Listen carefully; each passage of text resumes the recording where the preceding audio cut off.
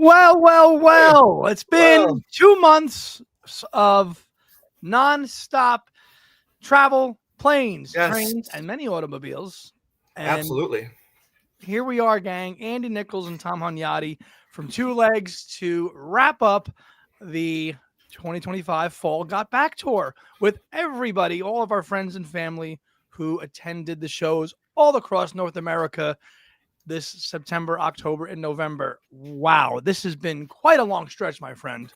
What a 2 months it has been, and I've enjoyed every single minute of it. Never did I think I would make it to 7 shows during a Paul McCartney tour, and I know you feel the same way, Andy. You know, we bust our butts.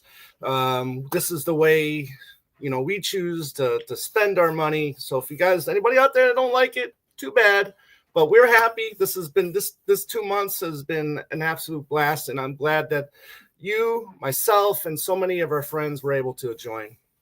Yeah, it was a magical experience to sightsee and travel and go to cities that I had never been to, you had never been to. So that's part of the whole journey, right? Absolutely. The energy and the magic of a Paul concert. Woo. And then traveling too and meeting people along the way, people that knew the podcast, didn't know about it. You told them about it. So it was great exposure for us and everybody out there that's in this McCartney Beatles world. It really is. Yes. And the T-shirts, I think, grew substantially as well. The T-shirt 1 or collection. 2, maybe 3, 4, 5. 4 or 5. I don't know. Jumpers, whatever. I don't know. And to connect with everybody again, especially Kim and Beatley Tone, who flew all the way over from the UK for it, and our son Boy and Archer from Down Under. It was really great to experience that. It would have been nice to actually experience a whole show with everybody probably that's going to be on this call together at some point. Right. I know that a certain native of Long Island kept busting my chops for weeks to go to a show in Pittsburgh. He was like, "You're going to Pittsburgh. You're going to Pittsburgh." I'm like, I'm going to try. In the end, I didn't. But Tom and James Liverani went, and we're going to go through the entire gamut of every city, and we're going to bring on friends and family along the way. We're not going to go necessarily in order because of the time differences with people all over the world, but we're going to stick to pretty much a format of, 15, 20 minutes, and people will jump in and jump out as we continue through the show.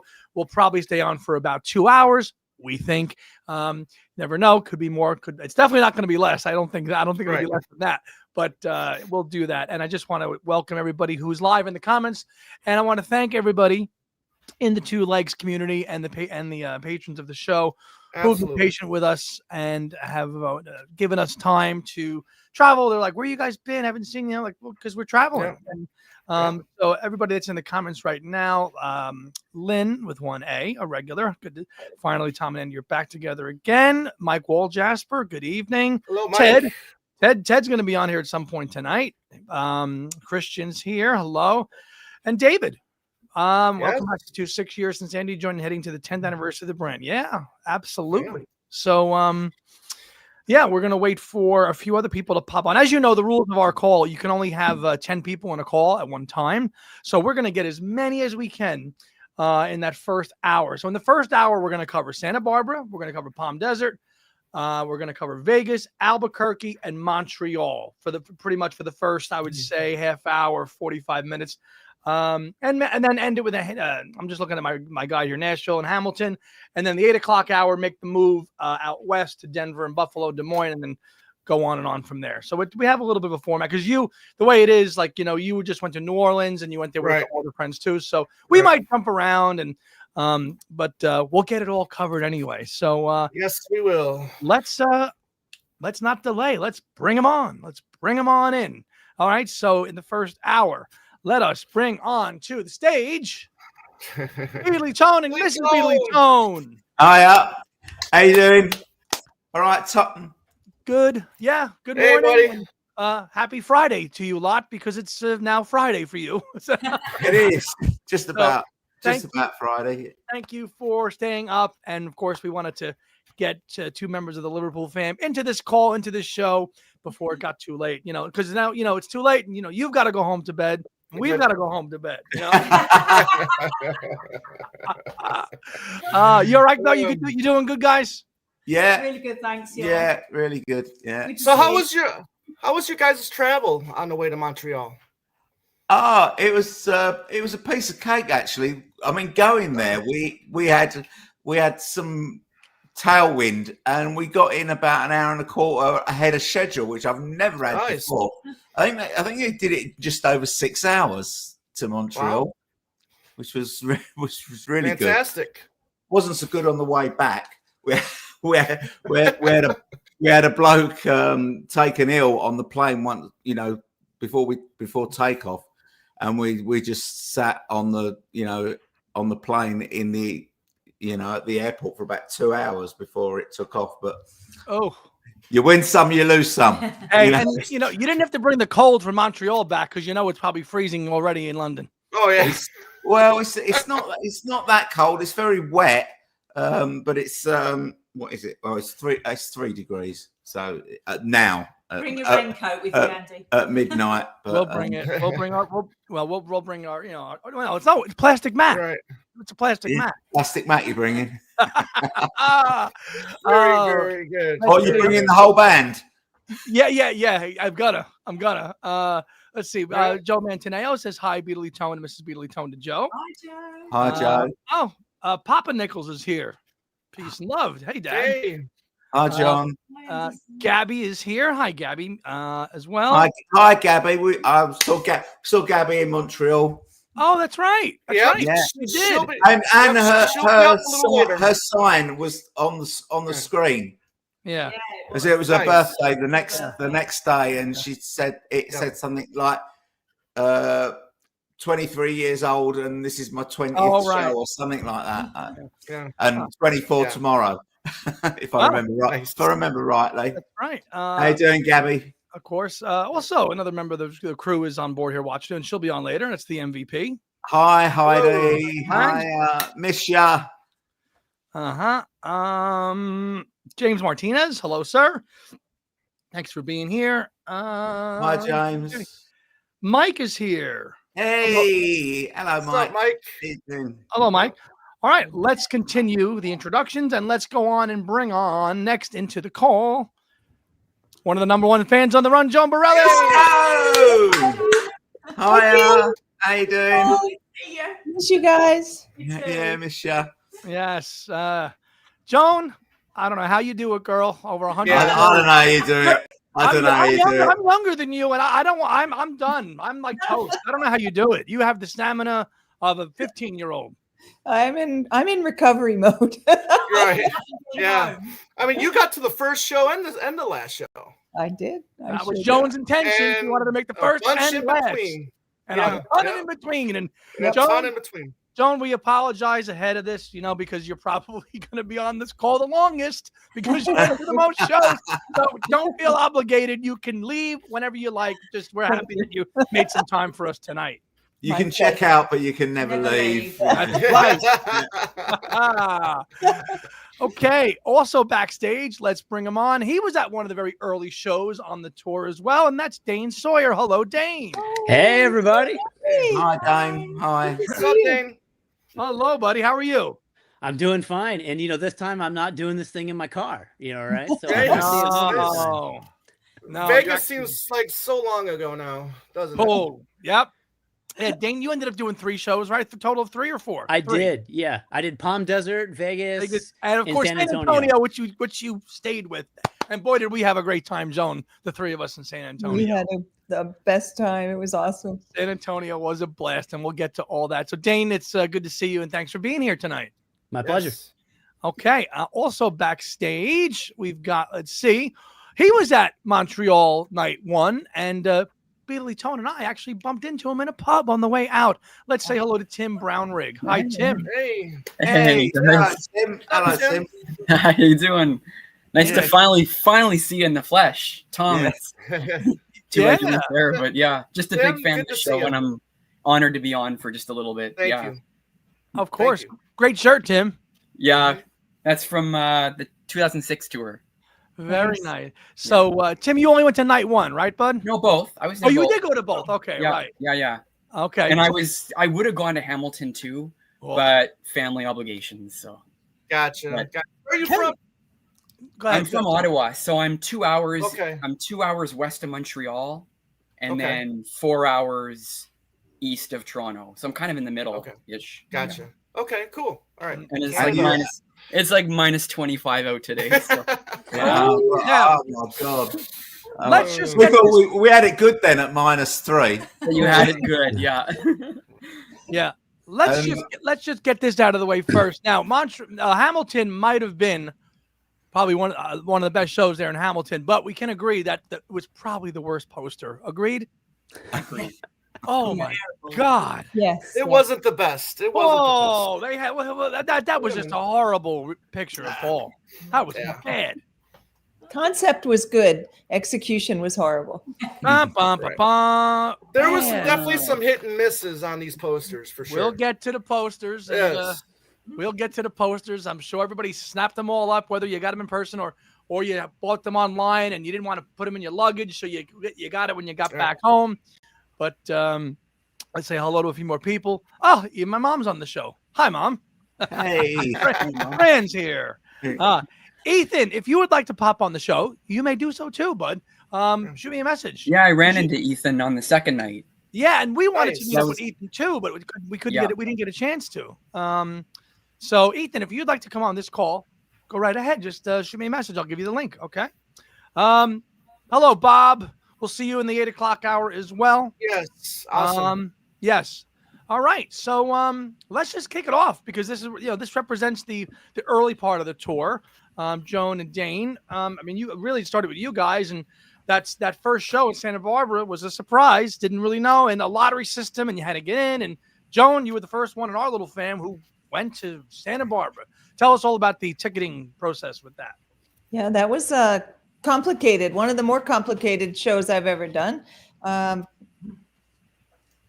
It looked like it was open to everyone, but then after some digging by everyone, it appeared that you had to have a Santa Barbara area code on your phone number to be a part of the lottery. So anybody outside of Santa Barbara, even though we all went and got into that lottery, we were never being chosen anyway. And then after some detective work on Reddit, I figured that out. And I won't go into all the gory details, but I did manage to get a ticket. Right. And had to do a very fast rescheduling of travel plans because I had all the plans already set up, arranged flights, hotels, rental car, everything was set up for Palm Desert. So I had to do a quick pivot and change that to Santa Barbara, which worked out very well. And it was my first time in that part of the country, which we talked about. Oh, wow. Being a big advantage of doing all these shows is seeing all these new cities. And I had never been to Santa Barbara, and I always wanted to go, and it did not disappoint. An absolutely Excellent. beautiful city, a beautiful small venue. It was a GA. I had a GA ticket, so it was fun to get there early. I was all nervous in my hotel room. I was, I don't have to go early. I don't have to go early. And then I was like, I can't sit here. I just, and I, went, and parking's an interesting thing there too. I found a spot to park on the street and walked over to the venue. And like most Paul shows, one thing you can count on is a great social circle. People show up early. You've got all the Macca fans hanging out. And yeah, even though I was there super early, I had lots of people to talk to and compare stories. And I even saw Lawrence Juber was there, and I chatted with him a bit too, which was nice. And his wife. Very cool. And, so that was really cool. And it was a great kickoff to the tour. Well, let's talk about that too, because that was really the first show. We had no idea that Help was going to be played. Right. You hear Help. You must have been like, oh my God, where did this come from? I was like, oh my God, yay. And it sort of, it was a teaser, because then I did spend, having seen the show many times and knowing what was coming up, but I was always there like, oh, is the next one going to change? Is he going to change something else? Is something else going to be different? It wasn't, but that's okay. How was the venue for that one? Was that compared to the Nashville venue? About the same size. I think it was 4,200, if I remember correctly. Small, And just like Nashville was Nashville. 45. Yeah. An outdoor amphitheater, really beautiful, right in the middle of a neighborhood. But very, very pretty, small stage. I would say the GA section was probably a bit bigger than Nashville, the total section. Something unique that I hadn't seen him do before. I did not have VIP, so they took the VIP people in, and I was like, okay, that's not bad. There's not that many VIP. Regular GA, we just got to hustle up this very steep hill and then get to the venue. But like, it's cool. We're going to get a good spot. But then he apparently invited about 250 students from the music colleges. Apparently they had to pay $5 for a ticket, and then they could go to the show. They ended up taking the students in before the regular GA customers. Wow. So then, and that's why I think it was a bit bigger, because even with the students in before GA, I still had a great spot, like about 3 people back from the stage center. So I still had a great spot, even though a large group of people went in ahead of us. Because that was just a regular GA. And you just had to just get in when you got in, right, Joan? Yeah, there were seats, like a typical amphitheater, like the Hollywood Bowl or any of those, the seats that go up, up the bowl. And, but I think the GA was the hot ticket there. There were people, I would say about 40 people showed up to the box office hoping that they were going to release tickets, even though the venue said, no tickets, no tickets, no tickets. It was all over the website. My friend Matt and Melissa were there. They were up in the front of the line, and there was about 40 people in line, and they did release tickets, and all of those people got in. Oh, wow. Great. That was cool. Their vigilance paid off because they all got in. If there's one thing you learn from all this touring and going to shows, it's really worth it to hang around, ask questions. They'll release tickets. It's if you can just put the time in and wait. It could pay off either with extra tickets or something, or like with the Nashville debacle, which we'll get to. But it can happen. It can happen. So I'm glad those people, another 40 people, got into that gig, and nice small gig to kind of kick off the tour, which was kind of like a warm up. Wasn't really officially listed as a show, but he ended up throwing it on the nice small gig to get it started in Santa Barbara. Yeah, and the band was. I think that maybe this will become a trend for him to start the show small gig like that, because less pressure. The band was relaxed and happy, and Paul was very interactive with the crowd and stuff. It was a no phone show. Oh, that was a Yonder show too. Yeah. Wow. Okay. So, he likes that, and that I like that a lot. That always adds to the ambiance. It does. Yeah. It absolutely. So it was only just that show and the Nashville show that were phone free on this whole tour. Yeah. Good and tight. Great. So that was a great way to kick off the tour for sure. Yeah. In Palm Desert, we're gonna change it up a little bit because we've got so many people on the call right now who were at both shows in Montreal. Another guy backstage right now who was at both as well is a longtime friend of ours. Goes way back to the beginning of the show. The pride of Canada, Ethan Alexanian. Welcome. Hi. Hi, Ethan. Hey, buddy. Hey, Ethan. Howdy. Yeah. Good to see you, buddy. Wait, it's a little. Yeah, if you there? can tell, I am a little cold right now. You look cold. Yeah. I am sorry we did not connect at the Bell Center. It's just, it gets so hard, Joan. You must go through this with all your traveling. Like, you want to meet up with people, but you got to get to your seat. You got to be somewhere, and your paths never cross, right? Yeah. And when you're trying to get out, forget about it. Oh my God! The wisest Joan Borelli has always said, "Listen, find a place that you can walk to, so you don't have to deal with the zoo of getting out of a gig." My God, the smartest advice you've given me, I think. Oh my God. Night 2 of Montreal was kind of a clown show getting in. Was it? Yeah. Oh, yeah. Why was that? Just I showed up, like, rather than get to the doors, basically when you're, early enough to get in, I showed up maybe 5 minutes after doors open.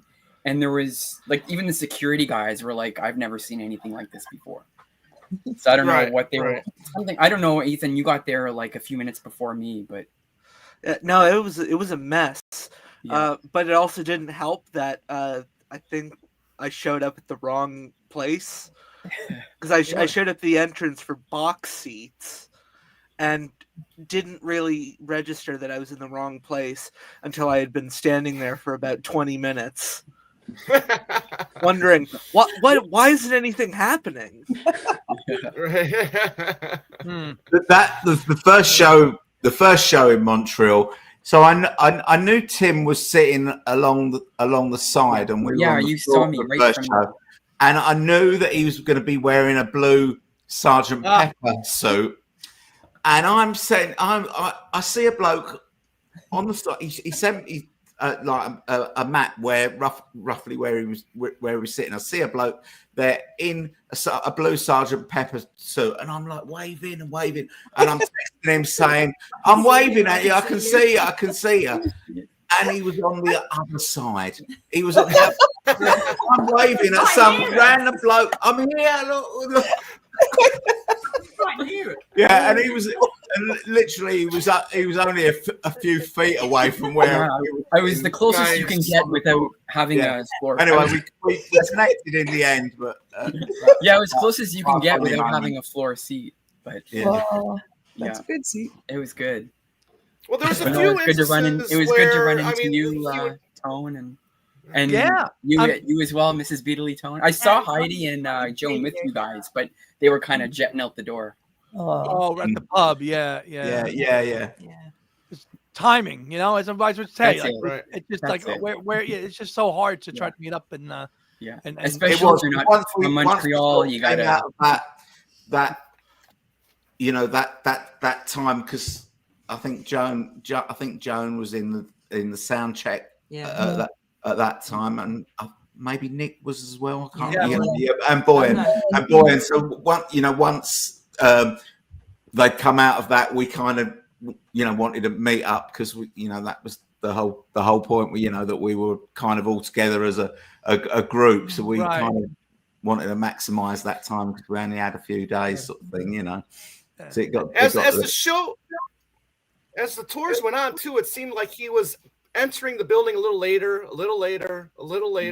So I can understand why there was a little bit more hassle getting in to these shows, because the sound checks were starting to go a little longer. And then as they go longer, there's also more people gathering to get in the building as well.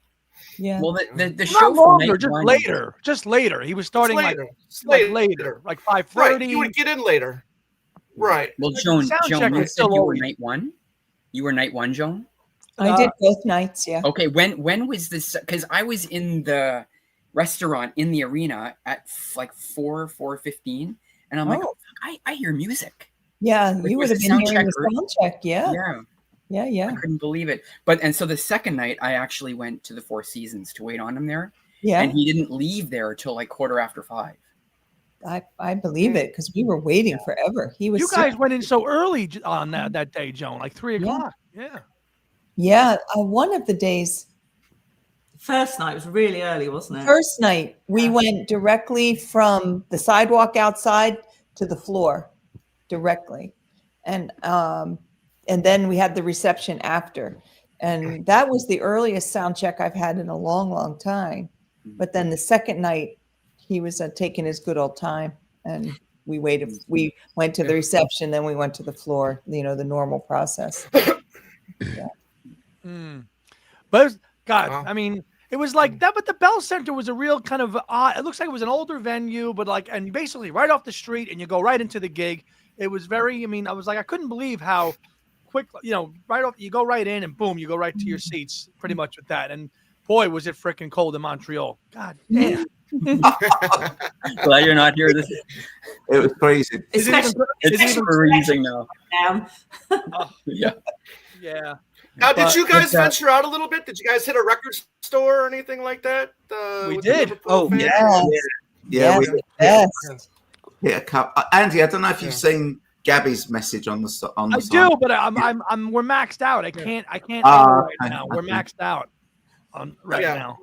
Yeah, we did. We went to one record store, like all of us together, and that wasn't that great, was it? It wasn't. No.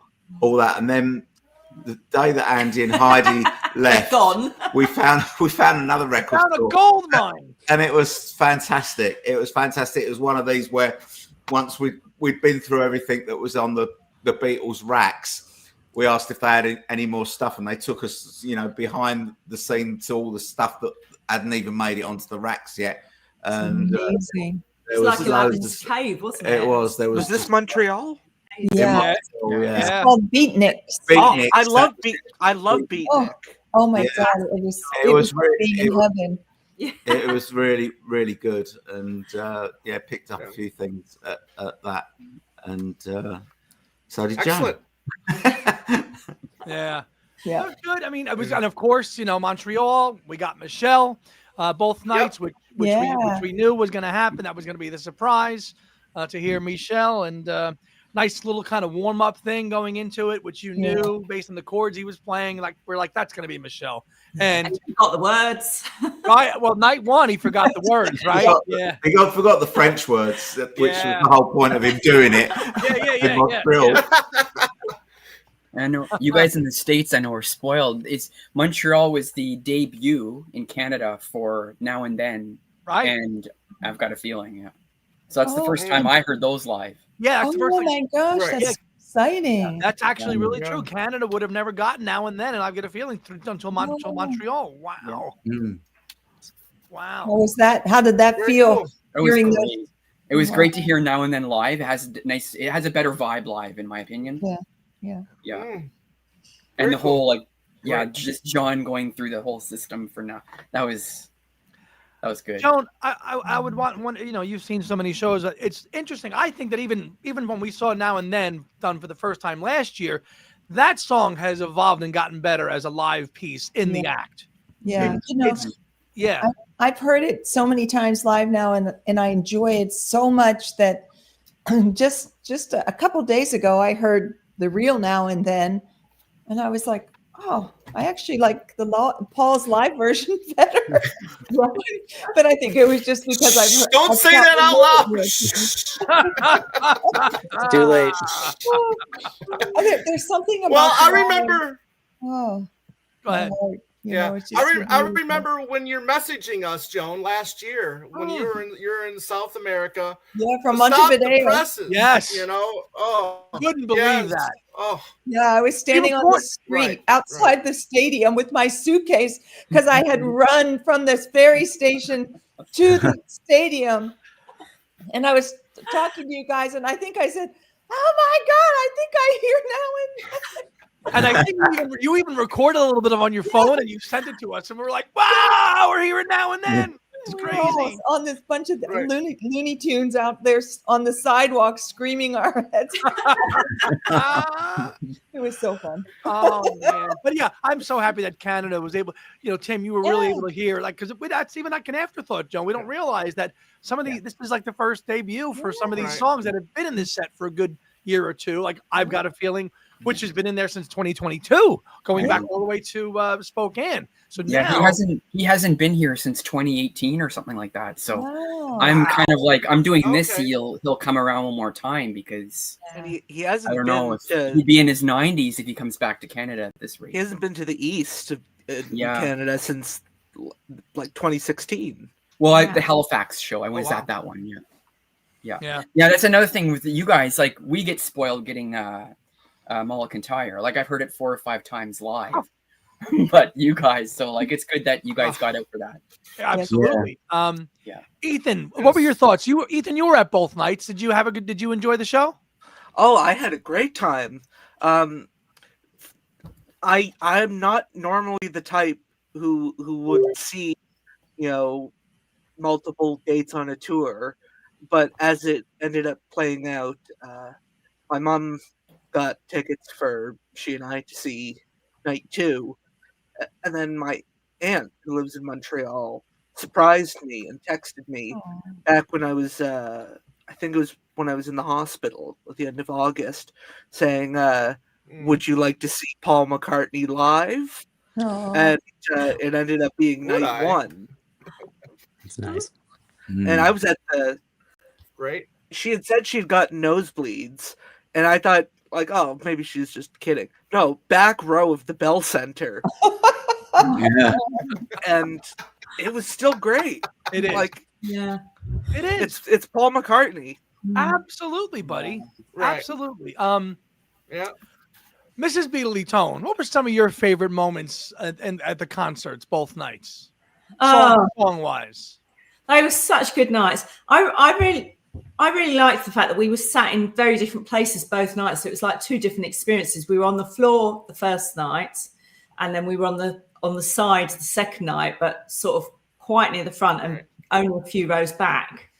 So, I mean, he was just fantastic. He was in such good voice. I'd say better than he was in London last year. He really sounded great. The second night, I really loved the fact that, I mean, the concert was brilliant, but we could see all of the family in front of us on the floor. We could see Andy and Heidi not very far in front of us at all. We could see Joan and Boyne and Nick over near the front. You know, we could see everyone. It was like a really lovely experience, wasn't it? But I was going to say one of my favourite moments was in spite of all the danger, where me too. you and Heidi were like Just sing it up to us. were facing us, and we were singing it to back you. down. You were singing it to us. It was really fun, and that was really special. that was a great moment. And But going with everyone was just lovely, wasn't it? Being there with yeah, the whole group it was just it was special. really good. But he just sounded fantastic. His voice in Maybe I'm Amazed was really a high point for me. Yeah, Really wonderful, wasn't it? yeah, Yeah. that was. I think you. I mean, I know you guys had a lovely time on night one too, but Yeah, basically, absolutely. I mean, on because night two you were sitting and then you had a perfect view of the stage because you were right in that first upper. Yeah, I think area. even though we were on the side, we were in the second row back. I think we had better seats on the side than we did when we were on the floor. I think we did, because we were in row N, I think, on the floor. Which isn't as far back as you think, because I don't think there's a row I, and I think it might have started at C or something. I can't remember, but we weren't that. It didn't feel like we were that far back. But of course, you're all on the level, and There's a lot of tall people. obviously everyone's standing up the whole time, and you You got to do a lot of this. I'm a little bloke, and But we were sat with Nick and Maggie, which was lovely. yeah, it was. And then the second night, we had that lovely moment where Maggie just filled the whole screen. You made the whole screen. It was great. I forget it was during maybe A lovely smile. yeah, I smile. think on the second night, everyone. So all of you apart from us, was on the screen at some point. Yeah, Ethan messaged me during the concert. I just saw you on the screen. Yeah. I did like you were on the Coldplay kiss cam at one stage. Yeah. I actually, my mom was recording whatever song. I think it was Obla Di Obla Da, and she was trying to get a nice video. And then you popped up on screen, and I started shaking her arm, like Andy. And she's like, you just ruined my video. Sorry. Heidi and I were rocking out, because Joan, you've experienced it so many times. You're in the concert and like there's a delay, and you're like, "Oh, that's me on screen." Yeah. And then Because you're so fixated on Paul, right? And you're like, You don't know which way to look. "Oh, that way." Oh, that's me. And then the camera's gone. Yeah. Good fun in Montreal. I mean, absolutely. Unfortunately, I felt a little under the weather in Montreal, but that did not deter us. We made it to all the gigs, and the only thing that would have been better in Montreal is if, we had connected with everybody and had more time with people like Tim and seeing Ethan, or if the 8 of us all could have sat together. But that was a pact we made in July to go to 2 gigs, and he only did that 3 times this tour, where he played back-to-back nights. That was Montreal, that was Atlanta, and of course Chicago. And it was a lot of fun in Montreal, and we'll do it again. Let's do it again a year from now. And this had to have been the first time during back-to-back shows where he didn't change the set list either. Very surprised by that, because normally he'll change like the opening track and maybe like the third or fourth. He didn't change anything except for a couple shows here and there. No. Adding. Yeah, nothing. Adding, or I mean, Yeah. and omitting here today in Nashville in place of Right. every night, and then of course, but he didn't add any, he didn't drop anything in Montreal for Michelle, right, guys? No. He just Yeah. added. No, added it, I think. Yeah. Right. Good Yep. fun though. Yeah. Good fun. Glad everybody got home safe, got to both shows, and had a great time at the Bell Center, and got home safely. So, any other final Montreal moments before we move on?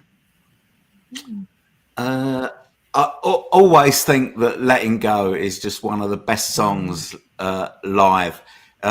Just really good. It was really good both nights. Oh.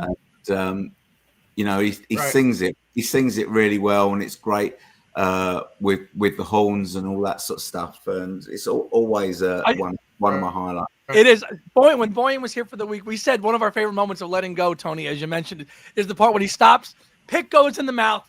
Yeah. Pick right in the mouth. He goes right back into it, and the red lights are shooting at you. That's so awesome, isn't it? Yeah.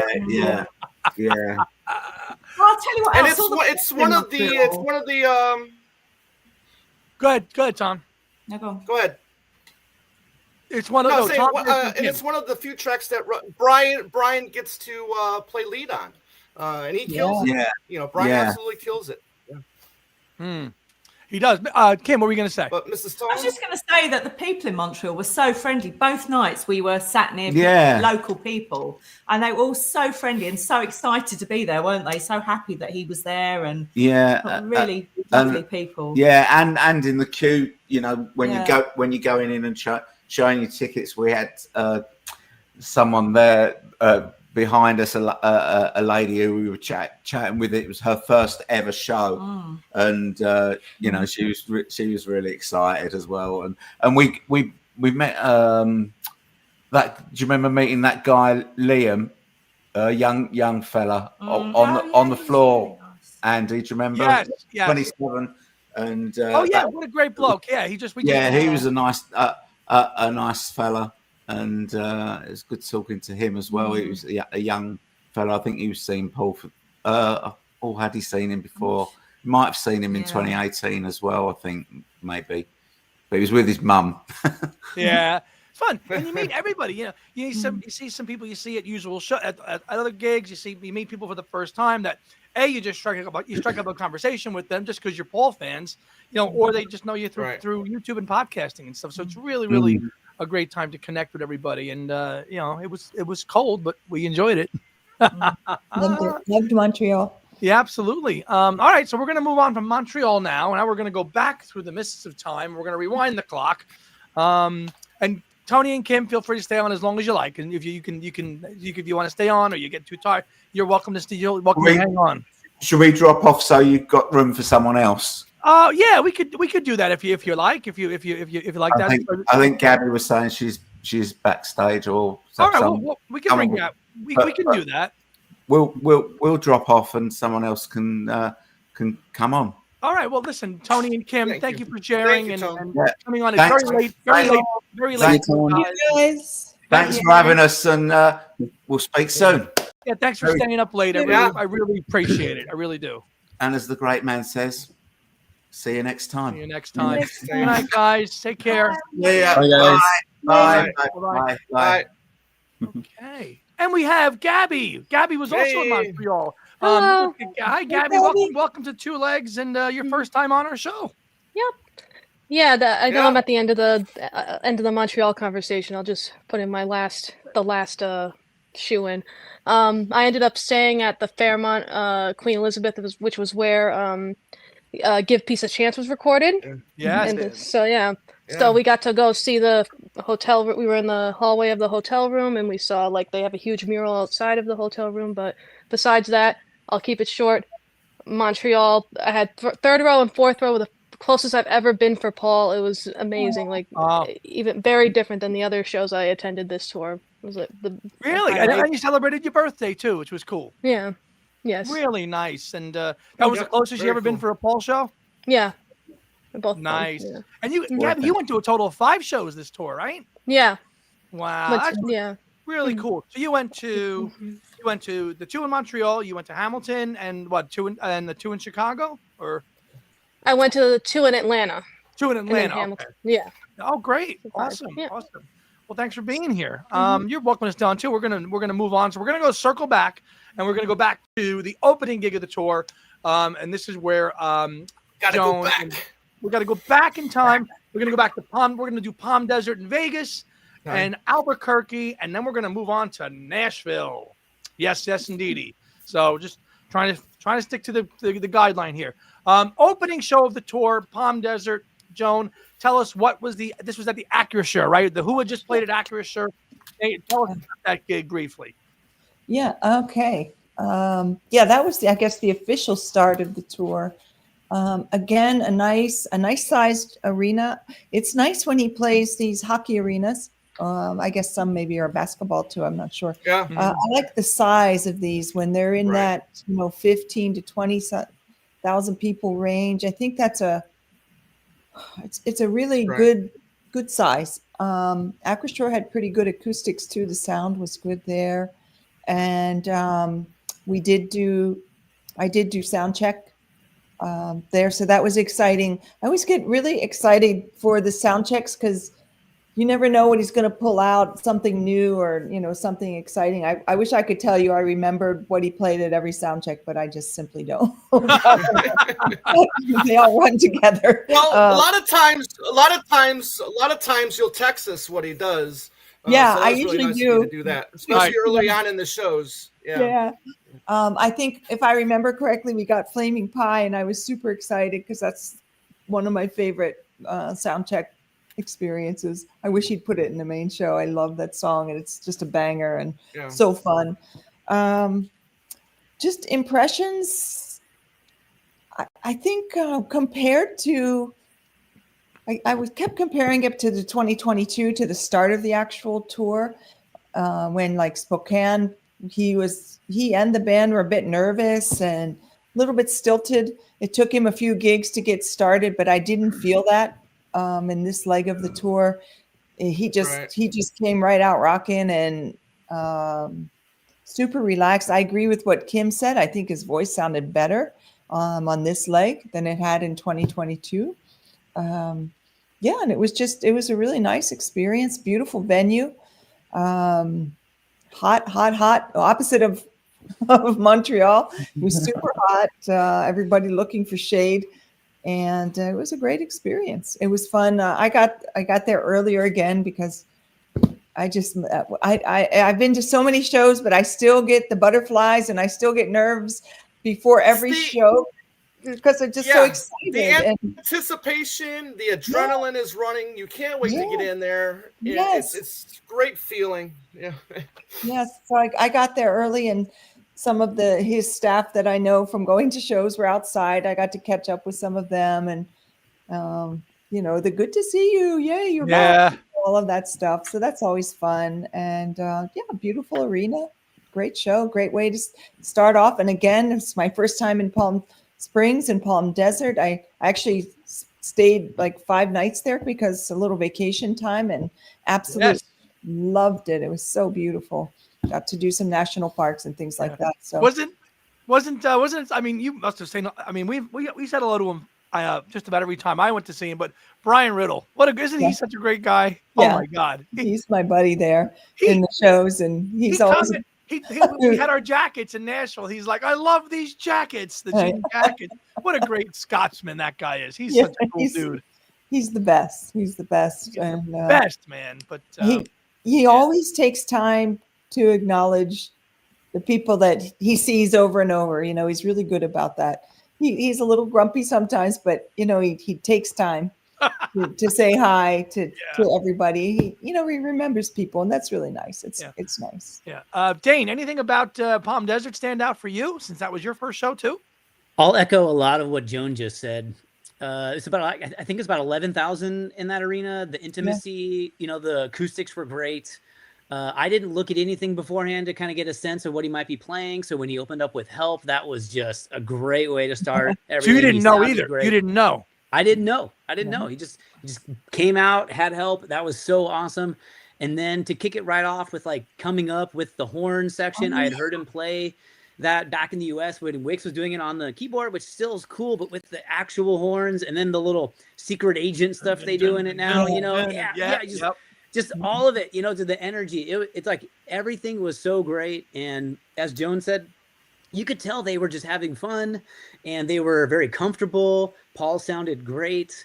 You know, so yeah, it was a real fantastic concert. I was about 15, I was to the kind of side looking right at Rusty a little bit and about 15 rows up. So that was, you know, decent, but things got better, as you all know, because I went to Vegas and San Antonio and did the Hot Sound and was much closer for those. But this was still a great experience. I could see Joan and other people down below and all of the quirky costumes and fun things that were going on.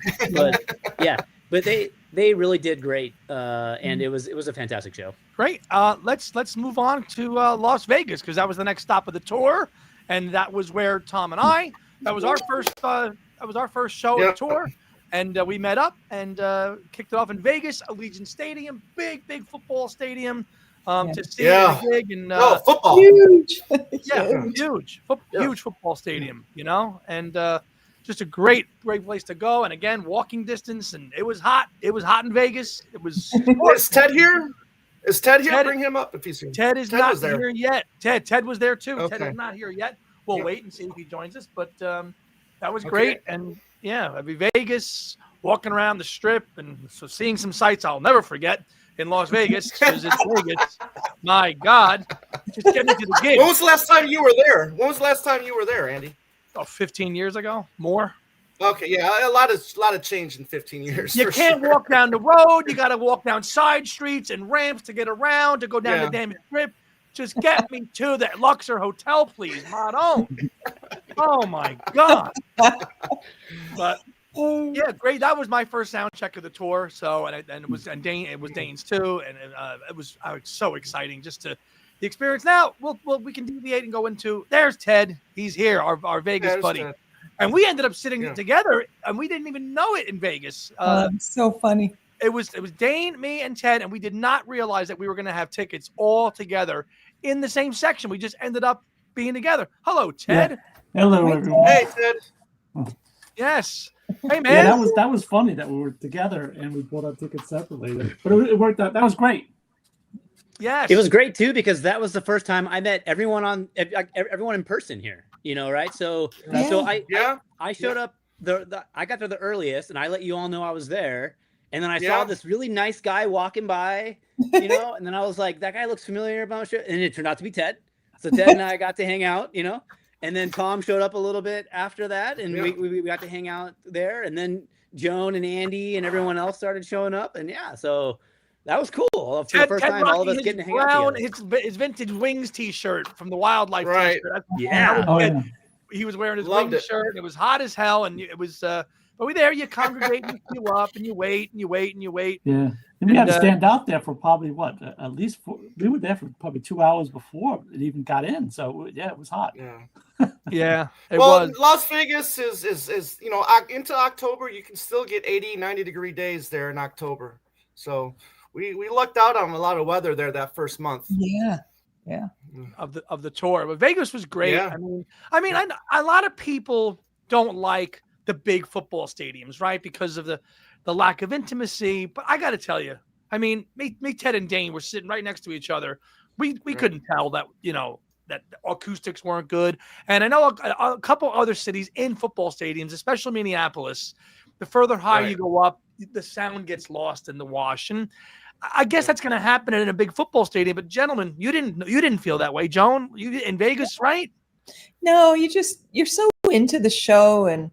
Right. Yeah, you know, I just don't care. And it was enclosed, so it's not like being an open field. Yeah. Right. No. Yeah. That roof doesn't open. So I mean, it's a closed roof. So but unfortunately though, you know, there was unfortunately a few little hiccups, you know, sound wise. But that didn't take away from the enjoyment of the show, like you guys said. I mean, it just didn't matter, really. I mean, we're there. This is the first show of the tour for me. I'm excited. I can't, you know, and it was fantastic. It really was great. Because that's the energy, right? It's your first show of the tour, right? Ted was Ted's first show. It was Dane's second, but first Hot Sound. So you're like, okay, what's this going to be like? A little bit like now, And the VIP Nation stuff was a little bit different, and Joan can speak to this way more than any of us can. That the handling of the VIP stuff was considerably not as good this time around at all compared to UK last year, or not even close. No, Palm Desert was horrible, and Las Vegas was horrible. I do think that they had enough complaints in those two cities that they started to pull it together as they progressed, and it did get better. The VIP gift didn't change; it was still, everybody has their own opinion of it, but the service, the food, the area, space got better progressively as it went along. So in Vegas, poor Ted had to basically sit on the floor to eat his food. Awful. It was awful. Yeah, it's like, where did Ted go? Where did Ted go? And then it's like Ted's over there sitting by himself trying to eat the food. He's all stressed, Well, gonna shove 300 people into a cupboard basically and say, here you go, dogs eat. Yeah. It's really just not very impersonal. Yeah, they didn't have enough seats. It was, but it was the exact opposite in Buffalo. Buffalo was outstanding. So, well, we got some Buffalo people hanging on the back, which we'll get to in the next hour for sure. But now I've worked 3 months at Allegiant Stadium, and I'm really familiar with the inside of that stadium. And there are some really small places, little rooms, so I can picture, all people. Yeah. No, they had like 4 high tops and 4 rounds for 300 people. Right. One bartender and 1 small food station. Yeah. Come on, no. Oh, crazy. But a great show nonetheless. Set list was the same as well. Great. Too bad I didn't save the sound checks for these cities where you could refer to the sound checks with the show. Which we could pull them up if we had to. But I was just happy. I can go ahead. To hear It's So Easy, Buddy Holly. Oh, Ted lost his mind when he heard that. That was worth it just for that. I mean, he could have just played that one song in soundtrack check, and I would have been happy. And just to confirm what Joan said, when he played Flaming Pie during the sound check, Joan went from just casual to That's a jam. I can't stand still on that one. No. Dun, dun, dun, dun, dun, dun, it was like an adrenaline shot, and Joan, woo! Like, all right. I was excited about it too. That was definitely special. That was great. He really should bring that back into the set for sure. Yeah. It's too good for a sound check song, man. Yeah, it's such it just is. It is too. Yeah, that was. I got it here. Flaming Pie. Got to get you Miles. Women and Wives. Let him in. It's So Easy. Yeah. Vanderbilt, Ramon, Midnight Special, New and Lady Madonna. So I get 12. 13 songs, and and he teased us with Ramon, like maybe he might keep going a little bit. He and then he didn't. I love when he does it though. Oh, I love when he does that start to Big Barn. I love it so much. Just keep going, keep going. Oh, come on. Oh man. All right. Quickly moving on, as it's almost 5 to 8. The Albuquerque. Tell us about Albuquerque, Joan. Okay. I'm sorry. I feel like I'm usurping all the conversation. I'm sorry. Albuquerque was amazing for me for a couple reasons. Sorry for everybody that already heard this tale, but again, it was an outdoor amphitheater, just absolutely beautiful on a hilltop. It had been raining, and we were worried that they might cancel the gig because they said if there's lightning and thunder, they'll cancel. And it was thundering. There was some lightning far in the distance. I was at the sound check under a big catering tent. So we were dry, but people that were waiting to get in were just getting soaked with rain. And I was just like crossing my fingers. And little by little, you could just see the clouds were starting to move away, and the rain started to, dissipate, and the sun was setting, and it was just a gorgeous, beautiful, beautiful venue and setting. Like it was like, oh, Paul's coming, here comes the clouds are clearing. The sound check was phenomenal because we got Junior's Farm, and temporary secretary, all in one. A flaming pie. I think there was something else that was, I think, every night. Don't remember it all, but it was just a killer sound check, and we were pretty close because the venue is small. We were pretty close comparatively. Still back by the sound booth, but relatively close. So it was an awesome sound check. It was an awesome. This was the point where VIP Nation took it up a notch. We had food, very nice place to sit and everything.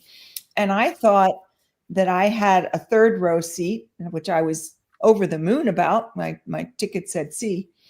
And I was like, yay, oh my gosh, this was going to be my closest seat so far of the show. So I was very excited and went down.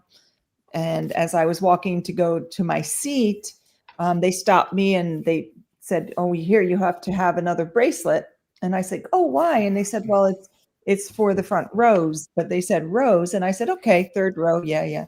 But then when I got down to the floor, I realized that there was no row A or B. Row C was the first row. And here I thought Tony, third row, and I had front row. Right, because it was the first row. Right. In this tiny little venue. And well, Andy knows my secret spot where I always, not a secret, but that's where I like to sit and be. And it was right there, exactly where I liked, my favorite place to sit. And I was losing my mind because I didn't know until I got to my seat that that's what I had. So yeah, it was amazing. It was just amazing to be there. I was so close. The venue was so small.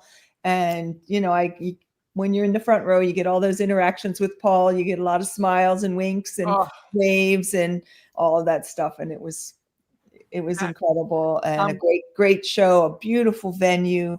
It was magic. It was magic. Yeah, and you made this first part of the tour like a road trip because you just drove. Yes, you drove from city to city. You didn't fly. You drove, so you made it like a road trip with some other friends and stuff. And I think it was really cool to parlay to see the country, do a little sightseeing.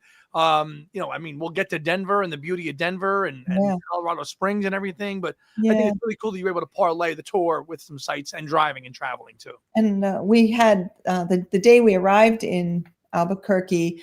A big group, a guy that we know in Albuquerque. His name is Jude Montoya. Super nice guy. I think I introduced you, Andy. He lives in Albuquerque, and he organized a big Paul fan dinner at a Mexican restaurant where actually the Rolling Stones had eaten when they played there. So he said, just in case Paul shows up, and it was a really nice restaurant. The food was really good, but I was like, no, Paul's not coming here. And then he had a bunch of fans to his house for like a little after party. And it turns out that Jude is quite a collector, and he was very kind to share his personal collection of different autograph Paul things and his music collection and other memorabilia that he had with us. So that was really, really fun and special. And he has an autographed Hofner, which was pretty exciting for me to touch. It's like, and it's a bit like the body of Christ. Amen. Yes, it was. So that was really fun spending that night with a bunch of fellow Macamaniacs and telling stories about our shows and talking about records and playing music and all that kind of thing. So it was really nice. A nice lead up to the show. It was a wonderful experience in Albuquerque. Really good time. Yeah.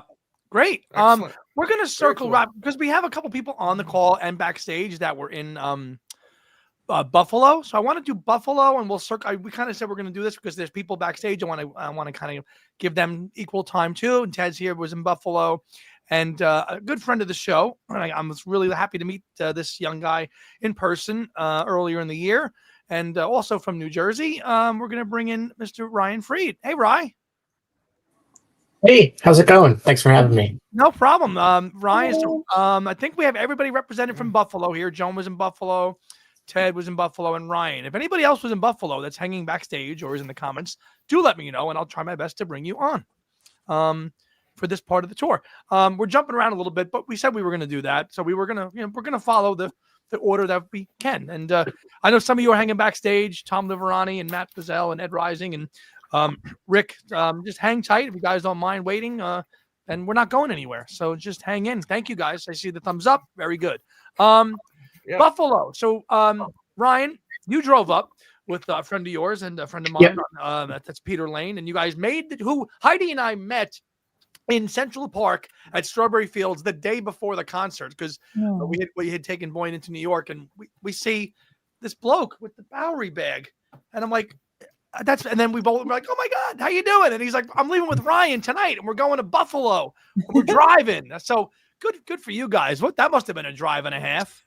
Yeah, it wasn't too bad. I think, we both had flights booked, but because of the shutdown and especially at Newark, we heard there was a lot of chaos. So in the days before, I was thinking maybe it's just safer to drive up, because we're both in Jersey, or I think he's in New York, I'm in New Jersey. So ended up being about 7 hours, including a couple stops for food and rests and stuff. So after work, we left and got up there around 1 or 2 a.m. But it was great to share the drive with him. Having someone else with me really made it a lot more tolerable of a drive. Listening to Paul music and Beatles music and just talking. It was great. Right. Ryan, was that always going to be your spot, Ryan, or did you look at other options as well? Well, he went to Denver too. Yeah.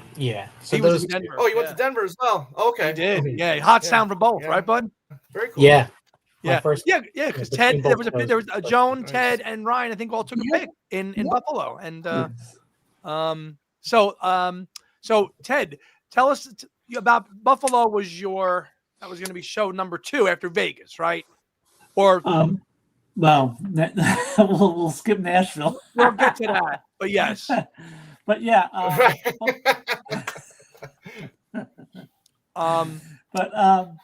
what you call it? Buffalo was the first one I bought because I wanted the VIP seats. I had never done it, so that's why I ended up in Buffalo. When they went on sale, I go, "Oh, what if I don't get Vegas hot seat tickets?" So I was like, "Get Buffalo first." And I'm sorry, Ryan. For some reason, I couldn't hear Ryan's comments. It's strange. I hear everybody else, but I don't hear what Ryan's saying. Oh, so everybody can hear Ryan, right? Yeah. So, I guess it's just mine. Okay. Real quick, I just want to say thanks to everybody who's hanging here in the comments. Gabby, Bob Gannon, Jeremy. We're all going to get to you all. You've all got the link. So this is a marathon. So it's a Thursday night. It's December. Yep. Tomorrow's Friday. If you've got work, it's Friday. It's going to be easy. So hang with us. So thanks for being here. But go on, Ted. But it's what Joan said earlier. This was the first time in Buffalo that I saw him indoors since 2005 at the Garden. I was outdoors at MetLife in 2022. City Field 2009. It's all outdoors, and that was so much better. Being nothing against Vegas, but I like Joan said, that's like a perfect size. The basketball hockey arena. They are really good. They are. It's just getting in and out. The amount of people, you're not overwhelmed by it. So that was just wonderful to see him in that size arena. That was probably about 15,000, I guess, something like that. And Ryan, I don't know if he mentioned it, they were just wonderful with the pre-thing, the VIP, the food. They had more than enough seats for us to sit down. Ample space, certainly. So it was just a wonderful experience. They really had it together in Buffalo. So that was a nice surprise, Buffalo. Yeah. Good set list too for the sound check. Cool. You got a hard day's night. A hard day's night from Me to You was and every night. So when you hear those, you're like, especially from Me to You. I was very happy to get really also. You like that, Ryan? Yeah. Oh, I loved it. Yeah, I had narrowly missed that at the Bowery and had never heard it before. So. And I think looking back at my lists, that's somehow the first song I've ever seen him do from the 90s. So I was really happy to see that. Yeah, to hear that? Yeah, for sure. Ah, so awesome. So yeah, that was just like a smaller arena, not like playing where the Buffalo Bills play. It was a 20,000 seater type place, like kind of like the Bell Center. I mean, Joan can speak. Joan knows this pretty well. I mean, like you're Montreal, Buffalo, and Hamilton. Like, talk to me. I could have arranged these dates better with all the.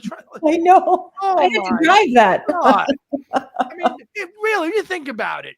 2 days in Montreal, okay, and then Buffalo, and then the Hamilton. Like, what? Come on, that just could have been planned a lot better because Buffalo and Hamilton are so close. Yeah, it didn't make sense, but it's okay. Ted, you flew to Buffalo. You shuffled. Yeah, off nice. I'm not driving 7 hours in a car. You could have hopped in with Ryan and Peter. You all could have had a Mac sing along all the way up to Buffalo. It's 53 minutes to Buffalo from Philadelphia. That was perfect. That's basically up and down. Boom. Yeah, like we don't even have time to have a drink. Gabby says that's exactly why I didn't do Buffalo, only Hamilton and Montreal for those. Yeah, it's weird. And poor Joan, because this was post Montreal.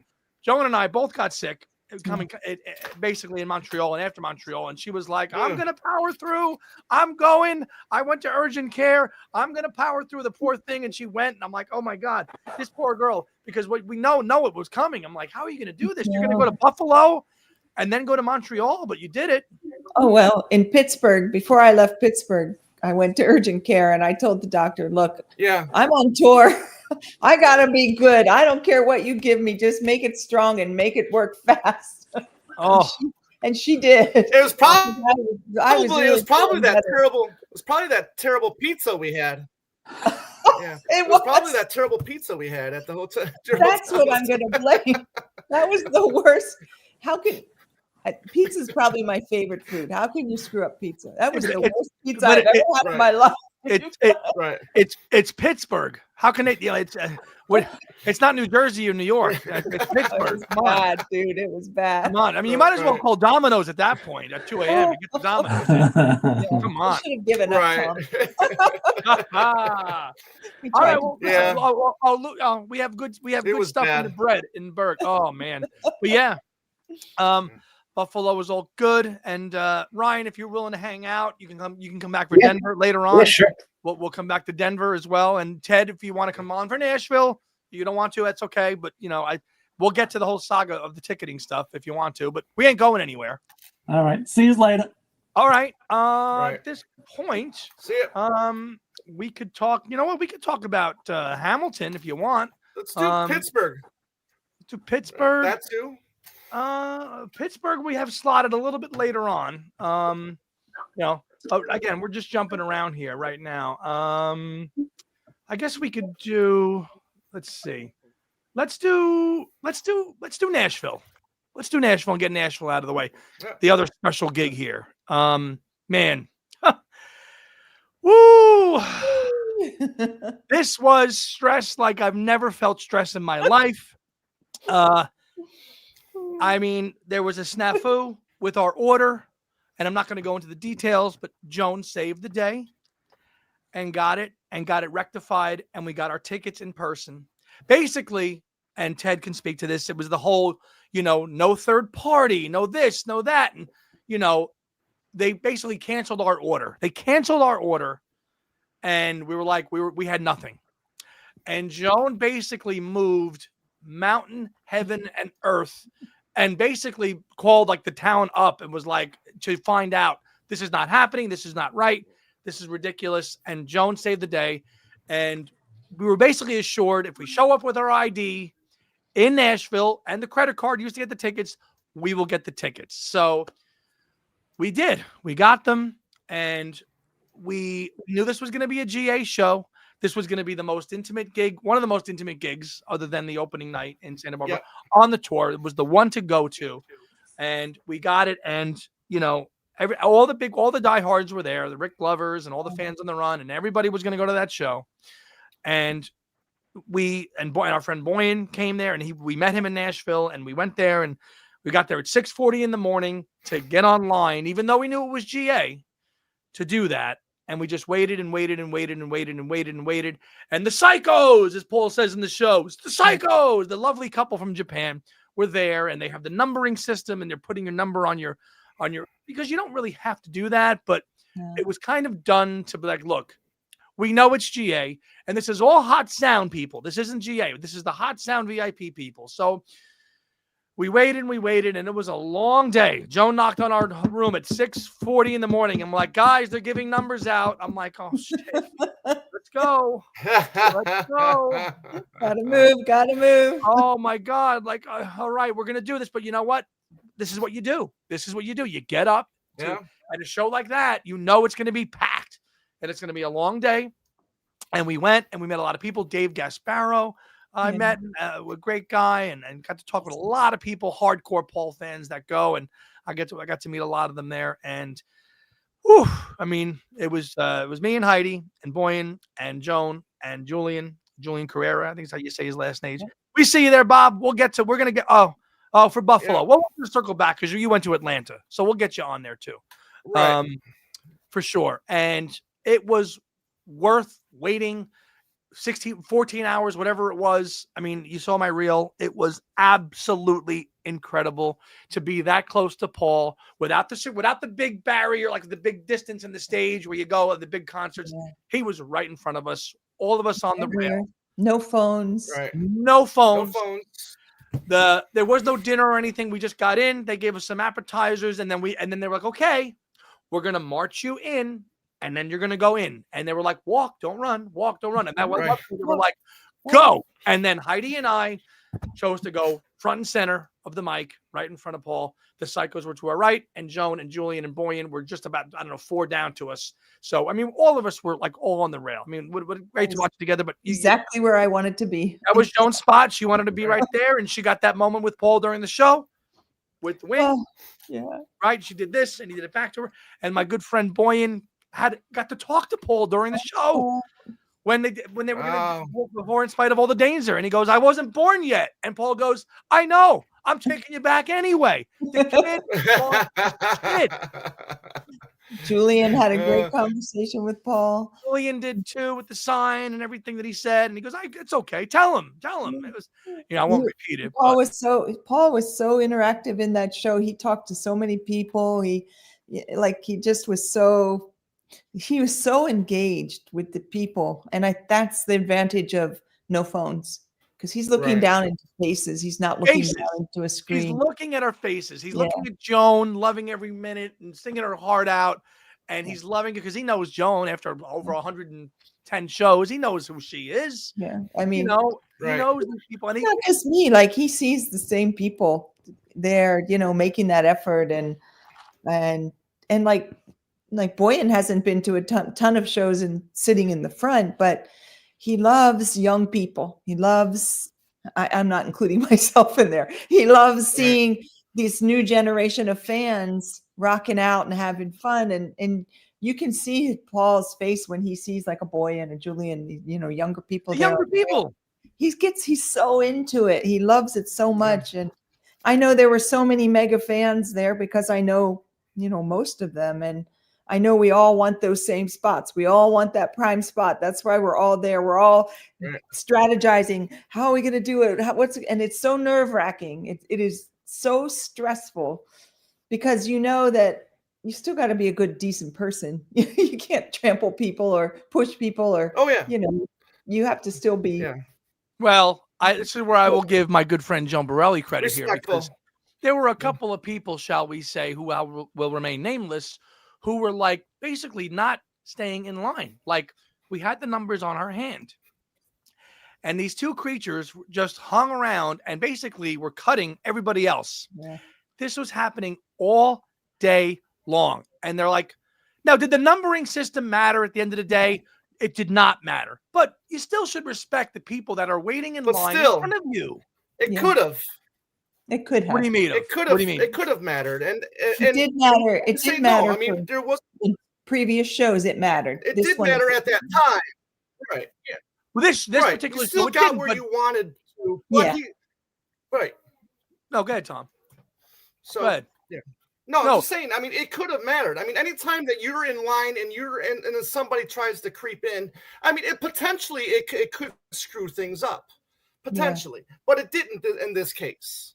And there our girl goes at some point, I think it was like at 2 o'clock. She's like, I've had enough. She's like, are we not going to honor the system that's in place here? Like over the top, classic Joan Borelli, like, Right.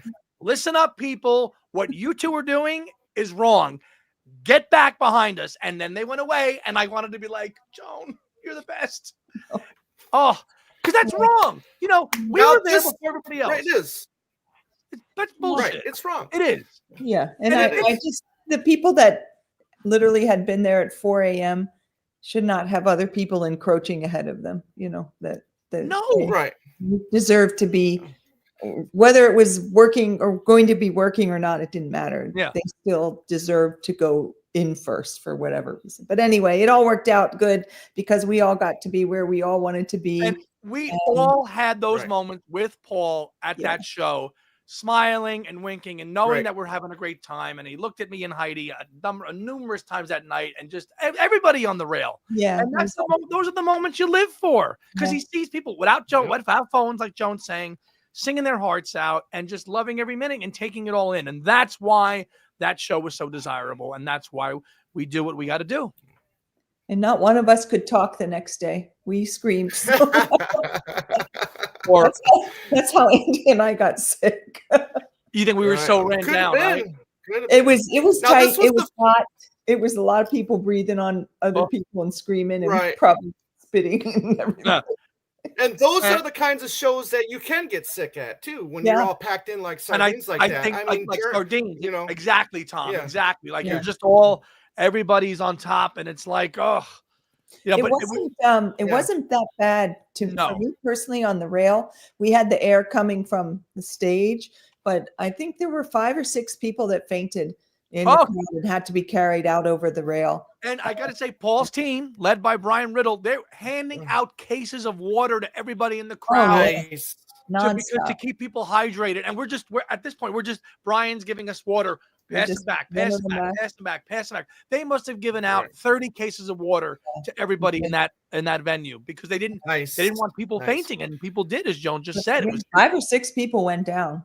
And I mean, I was Yeah. wearing my leather. Now I was this- wearing my jean jacket, and like halfway through the show, Heidi's like, maybe you should take it off, because I was starting to get hot. Take it Like, off. Take the Yeah, jean jacket right. off. Joan wore the blue one, and I wore Right. the black one. I'm like, Yeah. all right, you know, Right, I'm not right. going to do the Paul thing where he does the, this with the jacket. Right. I'm like, yeah, what? Now- What? Now this is the first show where he actually changes the set list a little bit. yes, Oh, every night. took out here Yes. today and put in every night. Yeah. Did And I it. think cool. Andy, Very he had done every night at sound check too, didn't he? He did every night at both. Yes. Yeah. He did Hmm. every night in sound check, and he did it in the main show. So, but I mean, obviously with sound check, we kind of were hanging towards the back because we wanted to get out of there. Yeah. But yeah, And no riser for no riser for Blackbird or Here Today or any of that stuff. So when he came to the front of the stage, I Right. mean, I think I could have touched his shoes. He was so close. It He was, and I think what he was doing, Nice. like I was like, we're all singing every song, right? And we're watching it, and I think Heidi was like singing along with Blackbird, and I didn't even like, I was like staring at him, and Heidi's like, "You didn't sing along to that song." I'm like, I can't. Like he's singing Blackbird, and he's 2 feet in front of me. I Yeah. can't. Right. I have to stay in this moment. Yeah. It was so close. Right. You could actually hear him singing, like not through the mic, not through the speakers, but you could hear him singing in front of you, like the actual voice coming out of Right. his mouth, not amplified. It was yeah, I mean, I get goosebumps thinking about it because it was just like, Right. I mean, you could count the whiskers on his cheeks, you know. It was so amazing. Right. It was awesome. Count the whisker. Now there was the big controversy there. We know Ted was there. We know he had an issue. Caitlin Larkin was there. She ended up getting in, right? She had an issue as well, right? But she ended up getting in. No, Caitlin got tickets. Caitlin got tickets, and she made it into the show with her wife, and was great. And it was great. Okay, she got tickets. Yeah. Oh yeah. She eventually got tickets at the box office that morning at 10 a.m. when they opened up, and it was rectified. The third party thing, Joan, I'll leave it to you to kind of go into the Nashville Pinnacle thing. Yeah, that was something that both AXS and the theater were very, very open about from the start, that they would not be accepting third party tickets. And that would be like resellers, StubHub or Ticketmaster resales or SeatGeek, whatever. They were quite clear about that. But some people still had tickets with the moving barcode, and to most people that means you have a valid ticket. But if you read or into any of this, that there's a lot of software now that will generate that moving code that's still not a valid ticket. And I would say, gosh, Andy, 150, 200 people in line. So people started showing up at the box office to have their tickets checked, and over it was like, not valid, not valid, not valid. And then the Pinnacle started to realize that this was going to be a very serious problem. So they set up a barrier and had people start lining up there that had these bogus tickets. And I talked to, they had that problem, the bogus tickets. And then they had the secondary problem of about a week before the show, they dropped tickets for sale, including sound check tickets, and people went online and bought them. And then 24 hours, 48 hours later, everybody got those emails saying, "Oh, sorry, that was a mistake. Your tickets aren't good." I talked to several, 5, 6, 7, 8 people that were there saying, "What do you mean they're not good? We bought them, we have them." Anyway, so they had 2 sets of problems: the bogus tickets and then the second bogus tickets. And to their credit, they were trying to help. They were trying to come up with a solution, but that's a small theater, and there is just a matter of space. Right. A couple people that had the second round bogus tickets that I know did end up getting early entry GA. They didn't get sound check, which is what they bought. They did get early entry GA, and they did get in. And then most of the people who stood in that line that had the third-party tickets, it's my understanding that anybody that really waited it out did get in. Now, I don't know that everybody did. I just know that a lot of people did. And they were selling tickets. Yeah. They were actually selling tickets that day, even though everything they said, Really? no on-site tickets are going to be sold. There's no tickets. People were going up and buying tickets as soon as the box office opened. As I was there in line, because I had to get our tickets at 10. Andy and I had to get our tickets at 10. I was in line by 9:30. As soon as I saw people lining up, I hurried up and lined up. And people in front of me bought tickets for that show that day. So Really? it was. I should have went then. I mean, it was a Thursday. It was my day off. Should have gone. You could have. Yeah. You could. If you got there early, you could have just bought a ticket and been in the building. I mean, it was there, and it's really crappy that happens to people. I mean, and Joan, how about that one couple that was online with us in VIP? They bought 4 hot sound tickets and then had to cancel the order, and then they bought 2 more. We're talking like stupid amounts of money. They had to fight thousands and thousands and thousands of dollars worth of charges. They were getting refunds for all the bogus stuff, but then I hope so. The guy fought so hard, like he was not taking no for an answer. He ended up having to purchase the early entry GA on site, which he spent another $3,000 on, but they did assure him that he was going to be refunded everything else behind. And he was right behind me in the show. So they were not happy they missed the sound check, but they were happy they got in because they had flown from Florida, I think. Yes. And yeah, they loved the show. It all worked out in the end, and they were very, very happy. I think I know the Pinnacle hasn't been open for a long time, and I can't say anything bad about them because they were the ones that came through for us in the end. But I maybe they didn't anticipate this fervor, this level of fandom. Perhaps, I'm not sure. Or maybe it was just AXS that made mistakes dropping those tickets and things like that, because it was certainly a mess, but it didn't overshadow the remarkable show and the experience, and just wow, what a night. It was just, and in my opinion, the best poster of the tour. Yes, indeedy. I love it. The best poster, hands down. I think I love that poster of the tour. And I don't know, Buffalo was pretty good too. Buffalo was good. And it was better than the Bowery. And I can't believe I'm saying that, but it was better than the Bowery. Wow. Joan, do you agree? Wow.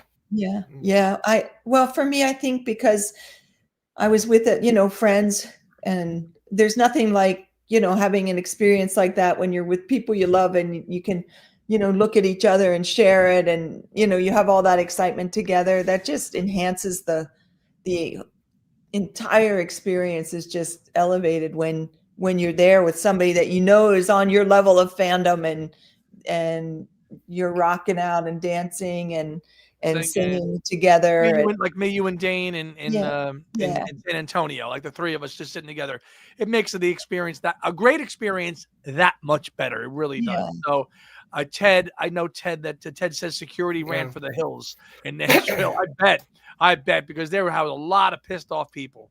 Yeah, probably. Comments here. Beatly Tone says young at heart counts too, Joan. Yeah. GA, Gabby says GA, that sucks. GA shows in New York has people like that. Lynette says, I'm a Joan too. Cutting is not cool. Yeah, they were. You should start wearing T-shirts to GA shows that say that. we really should. We really should. So Nashville was absolutely amazing. We've got some people hanging backstage that would like to come on. At this point, I think we're going to make the switch to, you know what? Let's go right now, and let's go to Pittsburgh, because one of our dear friends and supporters of the show, he's been hanging backstage since the show started, and I want to give him up here because he's such a supporter of the show, and so is his son. And I love everything that they do, everything that they promote with Paul. And that's Tom Liverani, and Tom is here. Hi, Tom. How you doing, Andy? Hey, Tom. Great. And what you guys got Pittsburgh represented. Here's the Pittsburgh people. And if anybody was in Pittsburgh, which I think a couple other people were in Pittsburgh. If you were in Pittsburgh, Ed Rising was here too. Let's get Ed Rising into the show. Ed Rising was in Pittsburgh. Hey. Hi guys. Hi Joan. Hi Ed. Let's go. Let's talk about Pittsburgh and our Atlanta and Chicago people. Hang in with us. We're not going anywhere as long as you guys are here. Be patient with us. We're trying to get every city represented here. So tell us about Pittsburgh.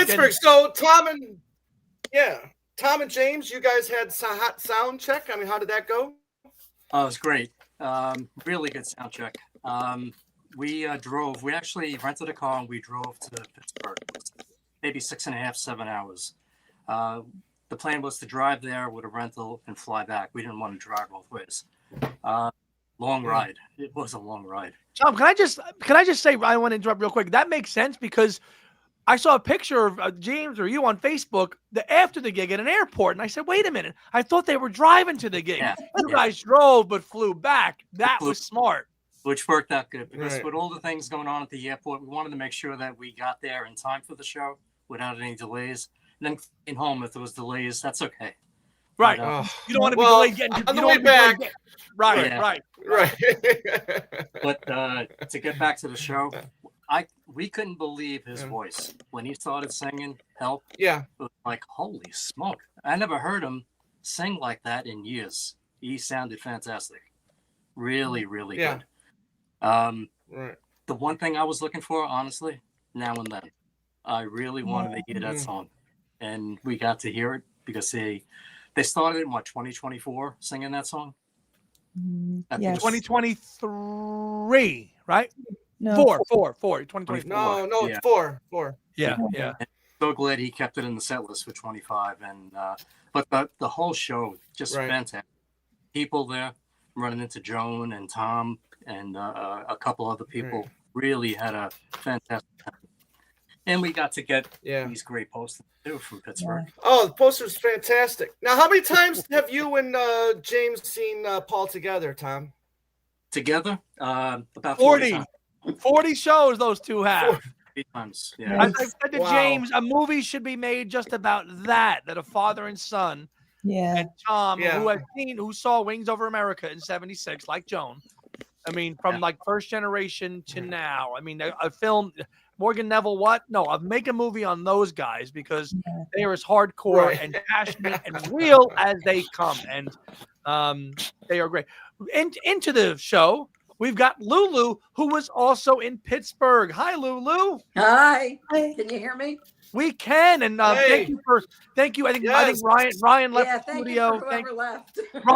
Ryan left, so thank you about Yeah. that. And it's just the rules of the StreamYard thing, and we can only have this many on at the same Right. time. So we'll go back to Tom and Ed, and we'll get Ed's take on Pittsburgh a little bit. And Lulu, tell us about your Pittsburgh experience. Well, it was easy for me because my family lives there. My mom's still there, and some of my family, so it was an easy get to. So I stayed with Mom, and when tickets went on sale, my husband was supposed to go, and it was the easiest ticket ever because I go to hockey games there all the time. So I went right to my hockey seats, picked the seats, and I was in. Wow. So it ended up my husband Awesome. couldn't go, and I took a friend of mine that I grew up with. I've known her since I was like 4, and she is not a music fan at all. I think I told some of you this at our listening party.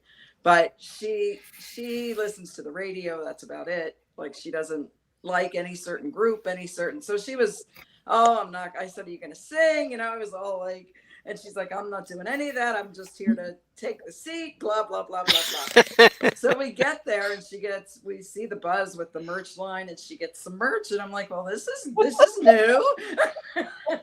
So long story short, we get in the seats, and they get to Let It Be, and everybody has their cameras, their camera lights on, and it was just an awesome show. And couple songs she didn't know. She goes, I'm counting on you to sing, and I would sing them to her, and I see her getting more and more excited. So by the time Hey Jude was up, she had her camera light on. She's singing away. And she looks at me and goes, aren't you going to sing? Aren't you putting your camera light on? So I don't know what was more fun, watching Paul or watching my friend. Oh. You made her a convert. And those are usually some great times. Those are great times for us people that have seen Paul on multiple occasions. When you see the person next to you, or you see a friend that's never saw Paul before, and you see their reaction and their excitement as the show goes along. I mean, that just adds to the fun and the experience of going to see Paul McCartney. That's true. Like, my nephew, it was his first time there in Chicago, and he goes, I hope Tom didn't think I was an idiot. Yeah, right. No. I gotta give a shout out to Will. Thank you very much for selling me that ticket to Chicago, Will. Had a great time sitting with you and meeting you. So he was happy to do it. Yeah, great stuff. Fantastic. Hey, Ed Rising, tell us about your Pittsburgh experience. Yep. Hi guys, how are we doing? Good, very good. Thank you. Hey, I had a wonderful trip. I got extremely lucky because I flew from New York to Pittsburgh, and I had absolutely no problems with TSA or even the crowds in the airport. I got there early. We were about a half an hour on the on the plane, trying to jet off, if you will. But other than that, perfect. Getting into Pittsburgh was a breeze. Couldn't believe it. I chose Pittsburgh because my nephew, Aiden, attends Pitt U. And I had taken him to see McCartney in 2016. And at that time, he was only 11 years old. So it was a hot summer's day. Okay. And he had gone sailing that day. So we get into the concert, my sister, my nephew, and I, and we get into our seats. He falls asleep. I'm like, you gotta be kidding me. It's Paul McCartney. So, and he did wake up during Live and Let Die. But I'm sure he did. Boom. 11 years old. I figured, okay, fine and dandy. He said, this time around, I'm not going to fall asleep. So my greatest joy of seeing the concert was how excited he was to be there, to experience McCartney with me. He was singing, he was dancing, he was, really just getting into the whole Love it. spirit of it all, you know. So it was a wonderful experience. I enjoyed the concert so much. I thought PPG Pants, is that what they called it? PPG Paints PPG Arena. Paint. What kind of name is that for an arena? I It don't used know. to Look, be I don't know. Paints, Let's take a vote for the worst arena named on the tour: the PPG Paints or the Smoothie King Center. How in about New Lone Orleans. Depot? Are you kidding me? What are these Right. names of these freaking Smoothie arenas? King. Who's ever going to pay the It started sponsorship? out as console So- energy, and then they changed Yeah. it. Oh my god! But I thought Right. PPG handled So that everything really morning- well. Right. So Go that ahead, Tom. morning, I'm driving. I'm in Michigan. I'm getting ready to drive to Pittsburgh. Okay. I'm getting ready to go on the highway. What do I see right in front of me? Is a PPG Paints truck. So for me, this is like it was meant to be. I was meant to go to this show. So it was kind of hilarious. Just follow him. That's great. But it was freezing there. It was cold. It was cold. Yeah. And it I was very cold. lucky because I got to meet Tom, and we hung out for a little while in front of the arena, and we would have hung out longer if it was warmer, but it was frightening cold, and but it was really fun to catch up with you, Tom, and Right. and to enjoy the McCartney experience a little bit with you. And but the show itself, I thought the way that people Yeah, at absolutely. PPG handled it was great. They did a good job. Had no problem getting in. Didn't see any problems with people being detained in any way. Getting in, getting out, not a problem. So they did a good job. Great. The concert itself was it was a nice tremendous. Yeah, Tom. Yeah, no, like I know Tuesday So night show. middle of the I week. Yeah. Now go ahead. Go ahead, Right. bud. Yeah, Go ahead. I snuck down to the main floor. I knew Tom and James were there. I knew Joan was there. I wanted to try a little something and see if I could. You sneak got down quite to the good at main that, floor. didn't you? And I, This and tour? and You I, were like, and I I'm did. just gonna try to sneak down. Yes, just get down there. So I did for that, and for Hamilton, I was able to get down to the floor.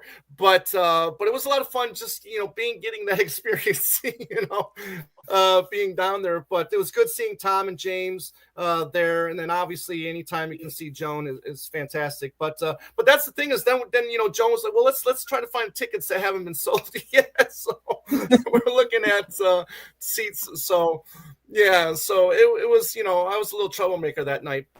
But didn't get caught. But it was fun. It was great. It was one. And Yeah. if you follow Yeah. Tom's son James on any social media, James Liverani Photography, he took some beautiful photos of Paul at this concert. Yes. So much that it's my phone. I told James it's my phone wallpaper still. This is the photo that James took of Paul, and I use it as my phone wallpaper. That's beautiful. Yeah. I That's told awesome. I'm like he has such a great camera.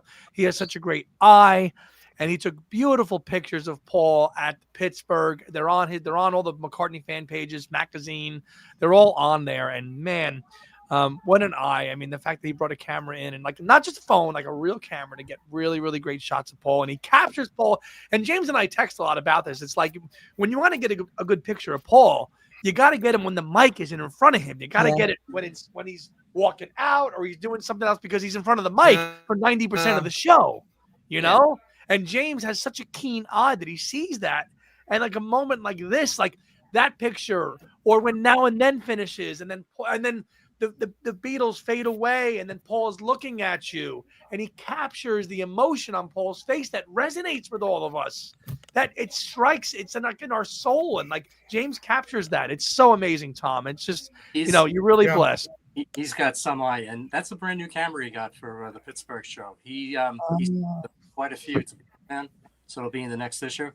And also the magazine too. They're going to be in magazine. Oh. Yeah, fantastic. There's going to be the 2025 year Great, fantastic.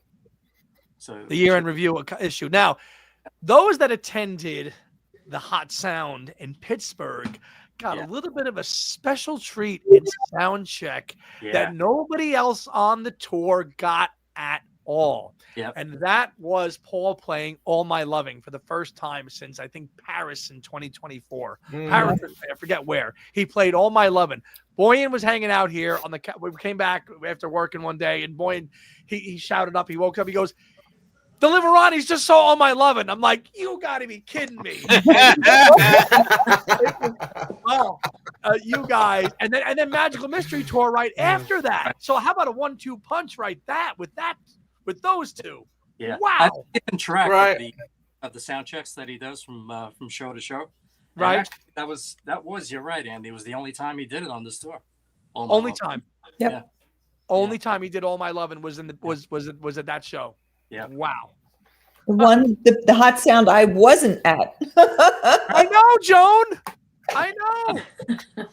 Gabby, we'll get to Hamilton.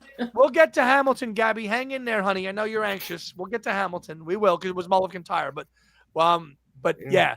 The only hot, because Joan just had a regular seat for Pittsburgh, right? 11th row, I think, for Pittsburgh, something like that. I think it was 8th. I don't remember. Something like that, but a good seat. And but man, I mean, so the VIP experience, Tom, did you feel like it was worth everything? Did you like it? Was it everything that, you know?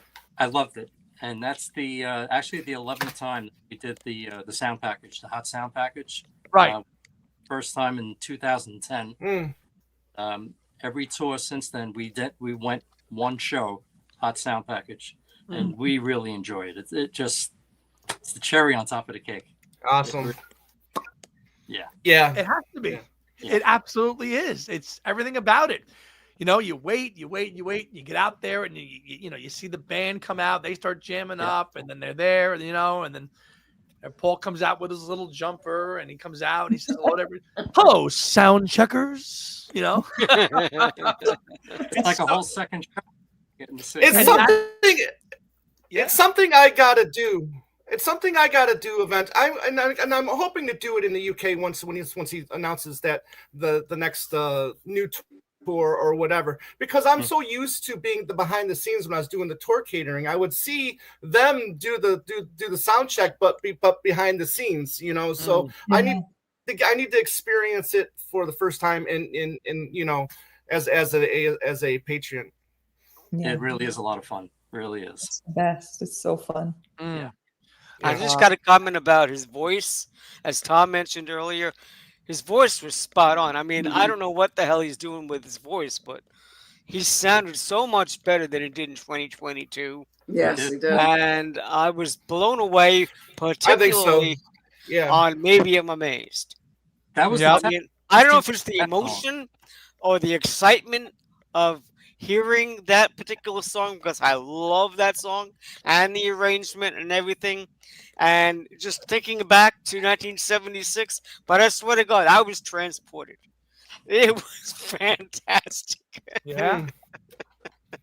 Absolutely. Yeah, you knew when he sang Maybe I'm Amazed, and it sounded so good. You knew his voice was really back. Yeah. And as Joan often remarks, the interaction between the band during Maybe I'm Amazed is so enjoyable to watch between Abe and Wicks, and it's just a great band song. It really is. They do a great job. They really do.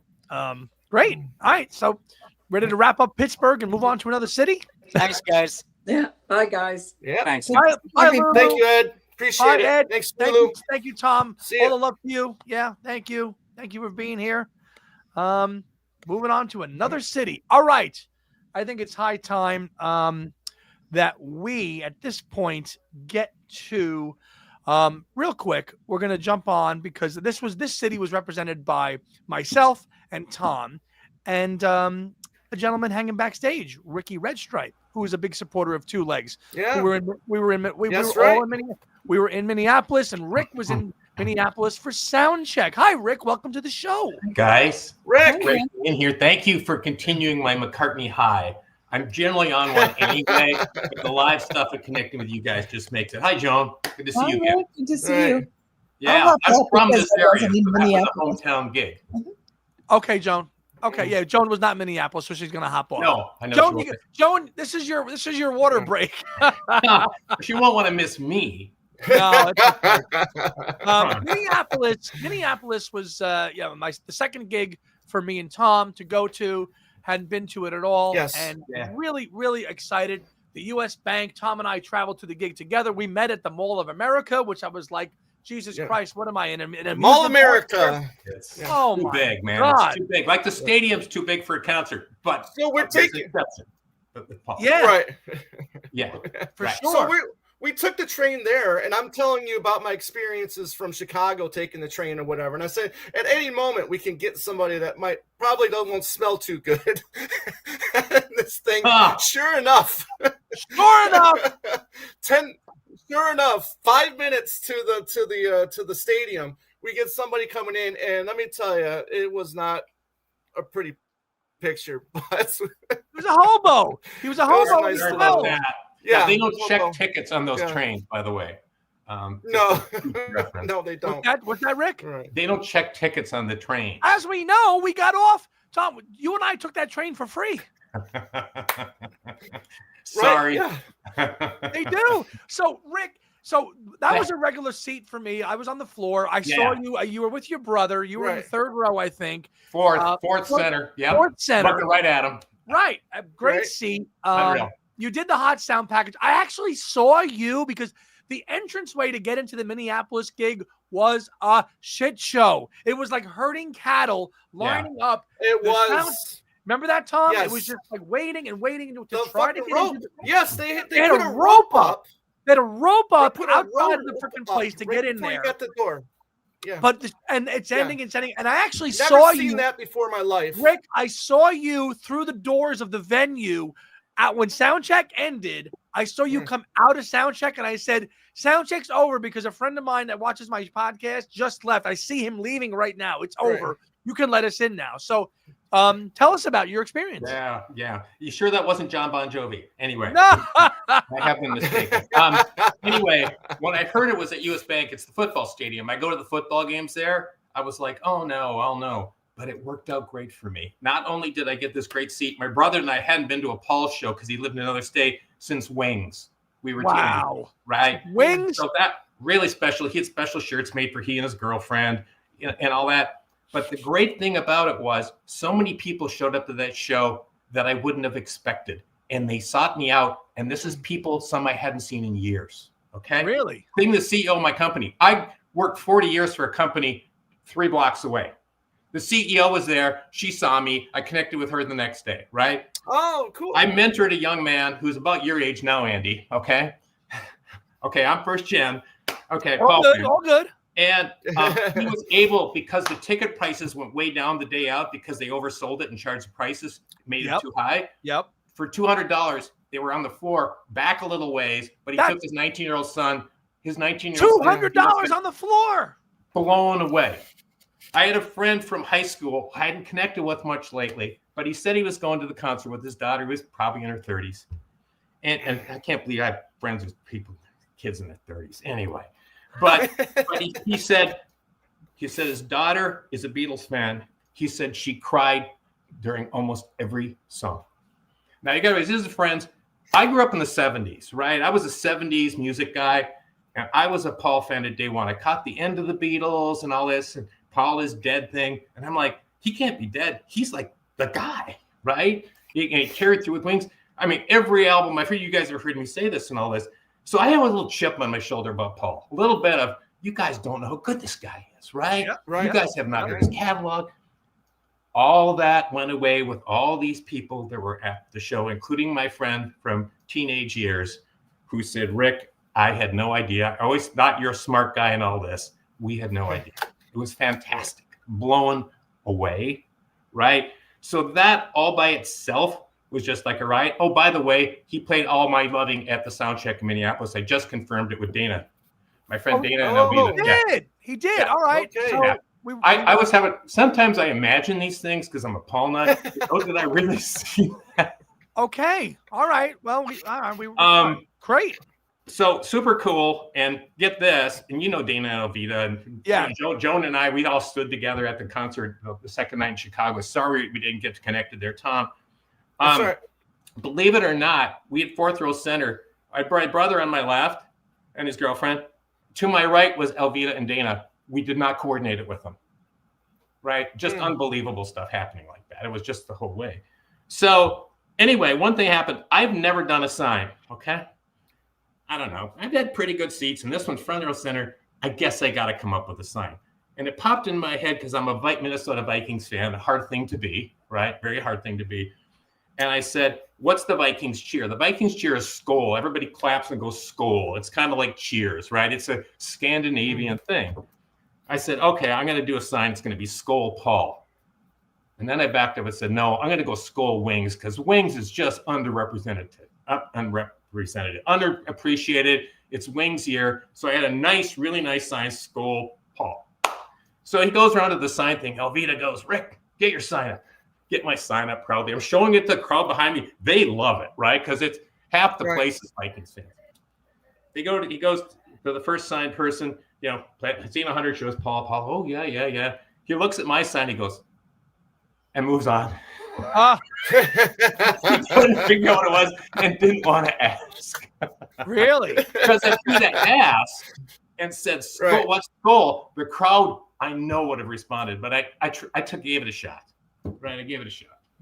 Oh man, not bad. Very cool. Yeah, fantastic. Like I said, I would chip on my shoulder about Paul because I think people appreciated him. I had Rolling Stone magazine in the 70s. I mean, you guys wake up. Ram's one of the best albums ever. Yeah. Thought it the first or second time I played it, and I felt like seeing Paul, and I saw him a couple other places up close, Chicago, and I was in Des Moines. He's trying hard. He tried hard in sound check. I guess he always has, but I really appreciate this gig. He definitely worked on his voice. There's theories. One of them is stem cells. But there's different theories. He definitely did something because it was mind-blowing. And I felt like he kind of came through. Not only is I'm just sitting there in awe of the guy anyway. I mean, the whole time I'm going, that's Paul. That's Paul, right? I'm not only doing that, but I'm thinking like, God, I wish more people could see this. They'd appreciate it. They would. And the ones that thought I was a little nuts, I am crazy nuts. But they don't think that about Paul anymore. Right? So, no, appreciate this. This has been fun. I got on a little late. I had something else going on today, but this is fun. That's all right. No, actually, the fan friends, right, and all that.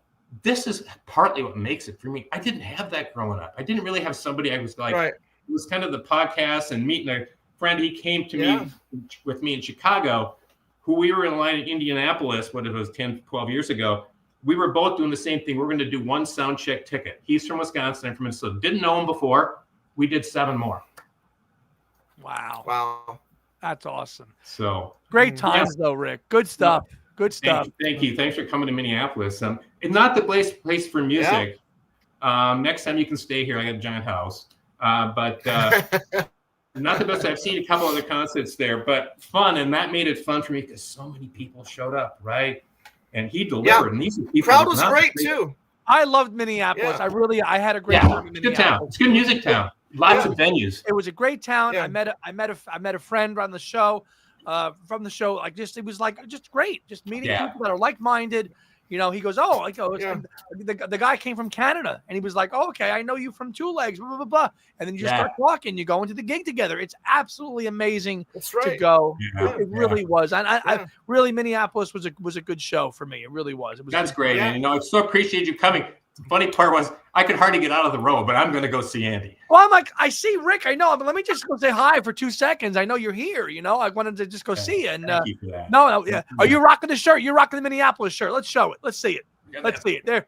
I like that one. There you go. I do too. That's the poster as well. Yeah. Yeah, I got that in the Iowa poster because the concert's at the Chicago poster sold out. I didn't like it because it was the other direction. It was the Chicago poster. Thank you. Yes. It's so good though. So annoying. Yeah, but it's I was going to replace my. I could show you. I've got the the anthology posters that came out with when the DVDs came out in the 90s. Right. Yeah. And I had them in my office when I was working, and I was going to replace those for the Paul posters, but I only have 2 now. Right? Go get some more. Get some more. These are the concerts I was at. You know. I hear you. I hear you. No, it's great. Believe me. No, Minneapolis was that was a good poster. One of the better. I would say out of the 16 posters. That's one of the. I would say it's one of the top 5. I would say. Yeah, I would agree with you. I liked a lot of them. I liked the Nashville one; was very cool. Yeah, but the Minneapolis one was really, really good. Yeah. And it shows him. I like the view of him on that one probably better than the others. Absolutely. This is what I got on eBay. That's fine. That's fine. You can go to eBay and get them. I spent enough money otherwise. Believe me. That's why you can go to. I gotta go on eBay and get the. I gotta get the Chicago shirt on eBay because they sold out of the posters and the Chicago shirt on day 1. Yeah, Did they not know there was 2 shows? Yeah, I don't know, but as Joan can attest, and I will agree with this, we've bought secondary shirts off of eBay, and let me tell you something, they're just as good, and they're a third of the price. So, I got off eBay. I got the Wings summer shirt.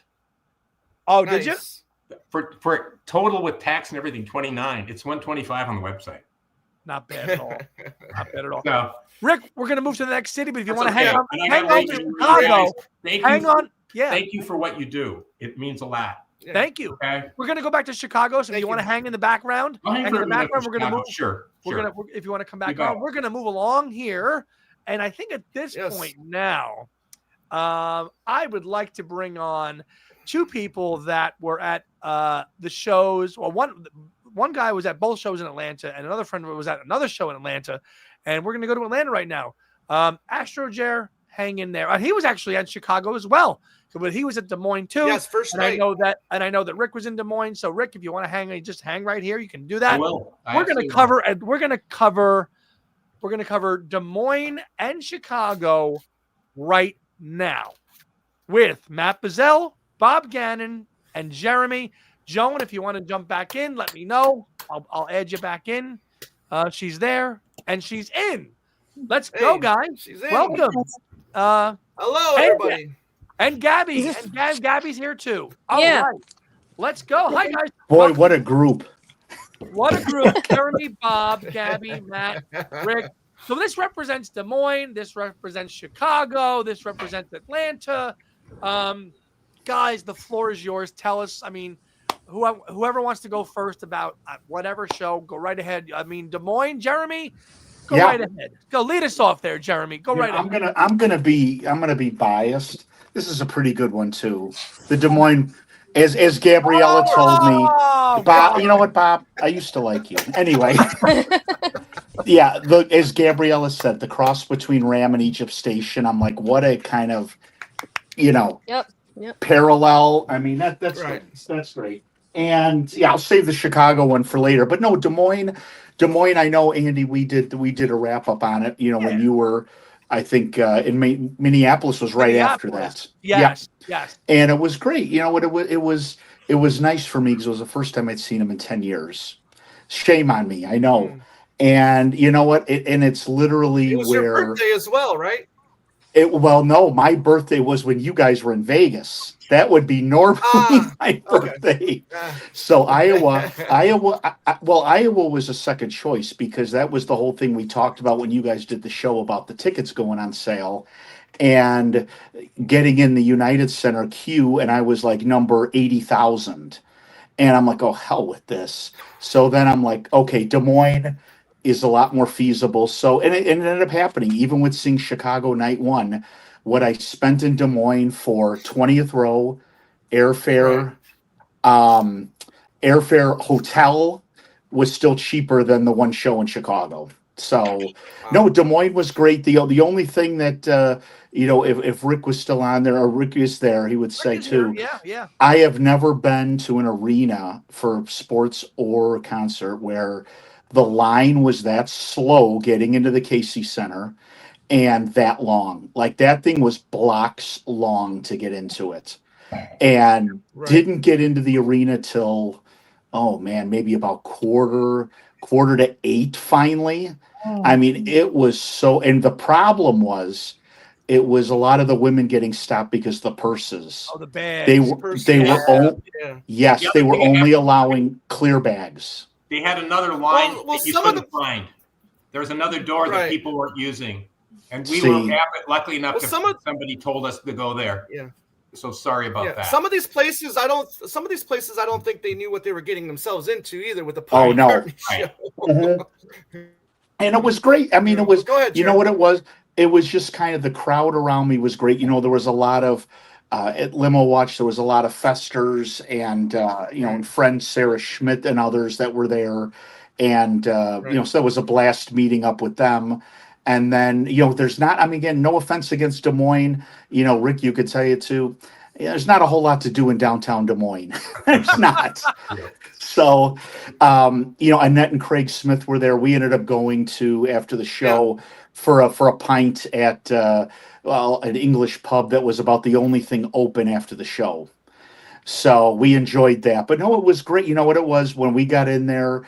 It was just kind of, you know, right when he walks on for help, and it's like, how the hell have I not seen this guy for that long? And like Andy, I've talked to Bob about it, everybody. It's like, you know what? When you are there, you're not thinking about, damn, I wish he would do this song or would do this song.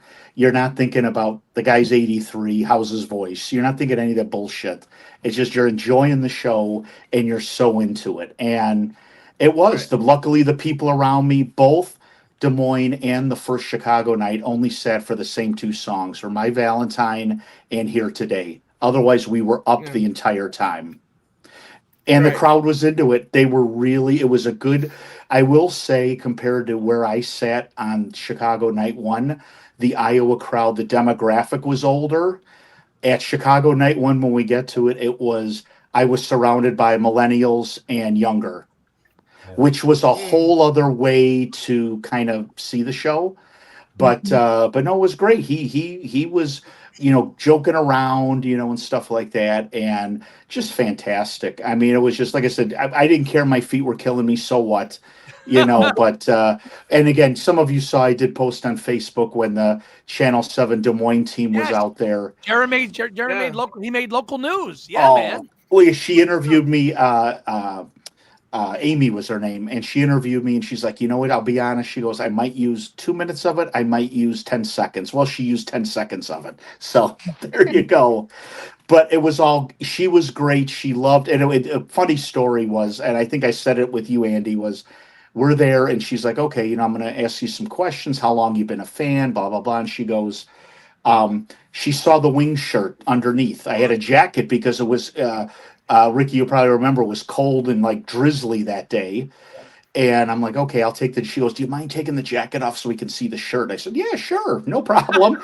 so Sarah Schmidt's like, what are you getting undressed for? I said, ha, ha, ha. So it was great. You know, she was into it, and she was like, you know, I'm a fan too, and, you know, and all that. So that was kind of cool. And, you know, just the people we were hanging with there were, you know, a blast. Some of the fans on the run were there. And yeah, it was, like I said, Des Moines was great. You know, Jeremy, and I loved your quote too that you told the TV people, you know, the reporter. You were like, he's the Mount Rushmore. He's on the Mount Rushmore of music, and that was a great quote. He is, and I said he's my top. I mean, there's no doubt. I mean, those of you who know me know that. I mean, that's obvious. And it was just great. And like I said, you're just so into it, and then all of a sudden, when you're getting to the end, you're like, how the hell did 2.5+ hours just go by? John and I say that all the time. Right. Oh my! And you know what? For me, seeing songs like "Letting Go" live for the first time and stuff like that, I was like, "Damn, this is pretty cool." You know, I mean, just the whole thing. You know, and that was fantastic. And like I said, all the other garbage goes out about, you know, the price of tickets or his voice or all that garbage. It just goes out. And then I was mad at myself. I'm like, how the hell did I miss the last couple tours? But anyway, I made up for it partially this time. But that was it. Ricky, where did you sit for Des Moines? I was Rusty side, just to the left of stage was just sort of my sneaky spot, because a lot of times when you buy the tickets, they're cheaper there. And it winds up being actually not straight at you, but just a little bit, you know, to the side. So fantastic. It was really close to where the stairs are, where Paul comes in and out. Could see everything. Really great view. I got some great shots too. I was 20th row on your side, and yeah, I think you're getting right. the ticket. Yeah. Oh, I think the tickets were $250. Wow. You can't beat more than that. You can't beat that for a floor. I paid a lot more than that. No. You see? Yeah. And I don't care. Yeah. You don't care. But Rick. those You don't care. Midwest, you don't care. Those Midwest shows though, like Des Moines, Minneapolis, Tulsa, I knew the prices weren't going to be as in demand as, say, like the Chicago, Pittsburgh, Yes. Atlanta were. So you knew those prices were going to be a little cheaper. Yep. Yeah. They were. Yeah. No, And that was why, and then I also had, as I told a few, my wife and I had a couple trips planned coming up, and I'm like, damn, I wanted to join Bob and friends in Atlanta. I wanted to join you guys in Nashville, and stuff like that. But it was just like, okay, let me look and budget out, get time off of work, the whole thing. So that's how it worked. But no, it was great. And then ended up leaving. I was still such in a buzz the next day. My flight wasn't until that afternoon. I'm like, you know what? There's a Starbucks on the corner. I'm going to get a drink. I'm just going to walk by the venue. Sure enough, everything was gone. You couldn't have even told there were 20,000 people there the night before. It was just completely empty. But it was a nice kind of full circle moment. Went back, packed, and then left. So it was fun. Wow. Des Moines was great. Great. Good gig. Good gig. Thank you, Yeah. Jeremy. Yeah. Since we have people on the call here that were in Atlanta, let's go to Atlanta, Georgia, where Matt Bazell and Gabby and Bob Gannon were representing, the show, and tell us all about Atlanta. Anybody wants to jump in right in? Go right ahead. Well, I'll say the first Atlanta show, like Joan was saying, when you've gone to so many concerts, I think for sound check, I've probably done 50 plus. So I definitely see the downgrading of the service. Mm-hmm. The swag is worse, the service is worse, the food is worse. And in fact, here, where you've always been able to take pictures, they originally told us when we were in a room before we went down to the floor that pictures were, as long as it wasn't a professional camera, it was fine. As soon as we got down to the floor, the story changed. All of a sudden, you could only use your cell phones. All right. So people started using their cell phones. Of course, when you're halfway across the stadium using a cell phone camera, it takes a while to focus in at very best to get a halfway decent shot. Well, if your camera was up for more than 10 seconds, they were actively harassing everybody. The first sound check that I have ever been to, where over half the audience there was seated for the duration of a sound check, was very disappointing. Yeah. Seated? Why were they seated? Why were they sitting, Bob? They were telling people they weren't allowed to dance. They weren't allowed to take photos. Wow. It was just people I think got frustrated with them. That never happened on any other spot in the tour. I mean, they were like, okay, no video, but you can have your picture. But that's weird. Well, trust me, I've been taking pictures at soundcheck for many, many years. And I've never had a problem. I know the rules. I follow the rules. And this, in matter of fact, there was a time when I couldn't go to a VIP where I wouldn't know all of the people that were working, and they would know me on a first name basis. I didn't know anybody here, not one person. Like I said, it was a little disappointing. The show itself was great. I won't say anything bad about the show. It is what Paul is still great after all these years. He still puts on a great show. I always tell people when they talk about The Voice, I said, one, he's 83 years old. Two, I don't know what stadium you were walking out of. I said, but I didn't see one frowning face. Everybody's happy. Everybody's saying how great it was. So I don't know. Some people just like to take a piss on anything. And you'll go see him again, Bob, right? And you'll go see him again too, right? Well, yeah, Buffalo was number 148. Wow. Yeah, so you'll keep going. I don't care how bad his voice is. As long as that man is out there, I will keep going. Yes, sir. We will keep going as well. Matthew Bazell, tell us about your Atlanta experience. Wow. Well, first, I just want to say it's kind of exciting to be on this show and to be here with you and Tom. And it's great to see the two of you together. Again, it's been a while. I'm a big fan of the show. I also, since Joan is here, I have to thank Joan. Joan gave me some great advice going into the ticket purchasing process that alleviated some of the stress. Not all, of course, but some of it. And so, Joan, thank you so very much. You were very kind and very patient with all of the questions I asked. This was my fourth time seeing Paul, and I saw him in 1990 at Madison Square Garden, and then I saw him in Columbia, South Carolina in 2015, and then we saw him in Knoxville in 2022, and then this was it. And I can honestly say of all of those shows, this was the best. This was the best of those four shows, even the 1990 show, which was incredible. And I think there's a few different reasons because of that, but one of them, of course, is the Hot City horns. I think having a real horn section makes a huge difference. And it was a tremendous experience. Personally, my wife and I have a 5-month-old, and so this was our first big night out. And it was a big night out. We had an incredible time, and it was also the first time we had done hot sound. And we took Joan's advice. We got there an hour plus early, maybe. We were 10th or 12th in line. We met some really nice people in line waiting. There was one bit of weirdness where there was a guy who didn't have a ticket, tried to get in and actually got past security inside, and we were able to alert folks because it was a little scary, to be honest. It was a little concerning. But I don't want to go into the details of that because everything else was beautiful. Okay, great. And the cocktail reception, because this was our first time, I thought it was great. And we sat next to some very nice people. There was, in particular, I remember a brother and sister were there, and their father had passed not so long ago, and he had turned them on to the Beatles. And so they were there as a tribute to their dad, and I was just so touched to hear them talk about their reason for being there. We met another really nice couple during the sound check, and I thought the food was good. My wife thought it was great. She's a vegetarian. So the swag wasn't as good as it was 3 years ago for sure. But I'm sure, it was even better way back.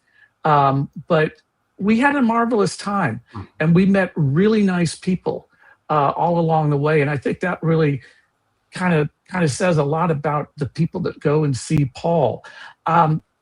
Andy, when you were interviewing Jeff Slate the other day, he mentioned something about people that were Yellow Submarine Beatles fans, and I took that as being like people that saw Yellow Submarine as a kid and became a Beatles fan. That's me. Right. That's me. I saw that movie in the theater as a kid, and my brother had a Beatles record, and that's how I became a Beatles fan. So this music is so ingrained in me. Yes. My emotions are tied to it.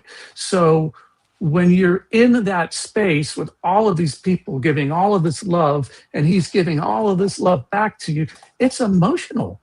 And I don't want to offend anybody, but there is something almost like going to church when you're at a show like that. It's very emotional and very kind of spiritual in its own way. And so what's always interesting is what are the songs that evoke a really profound emotional response. And this time for me, it was Getting Better. When he did Getting Better, I was just like, all of a sudden, tears are streaming down my face because it was so meaningful. And we got so lucky. We had third row center seats. I don't think that's ever going to happen again in my life. And on our left was a father and son, and to our right were 2 empty seats. And so that gave us plenty of room to dance, and jump around, and we danced and we jumped around. And I'm wearing this sweater because this is what I wore the night of the show. And I had a friend of mine who was sitting way up in the back, and he sent me a text. He said, "Are you wearing a sweater that says 1965?" And I said, "Yes." He said, "I just saw you and your wife jumping up and down on the jumbotron." They just saw you on the screen. Yeah. I love it.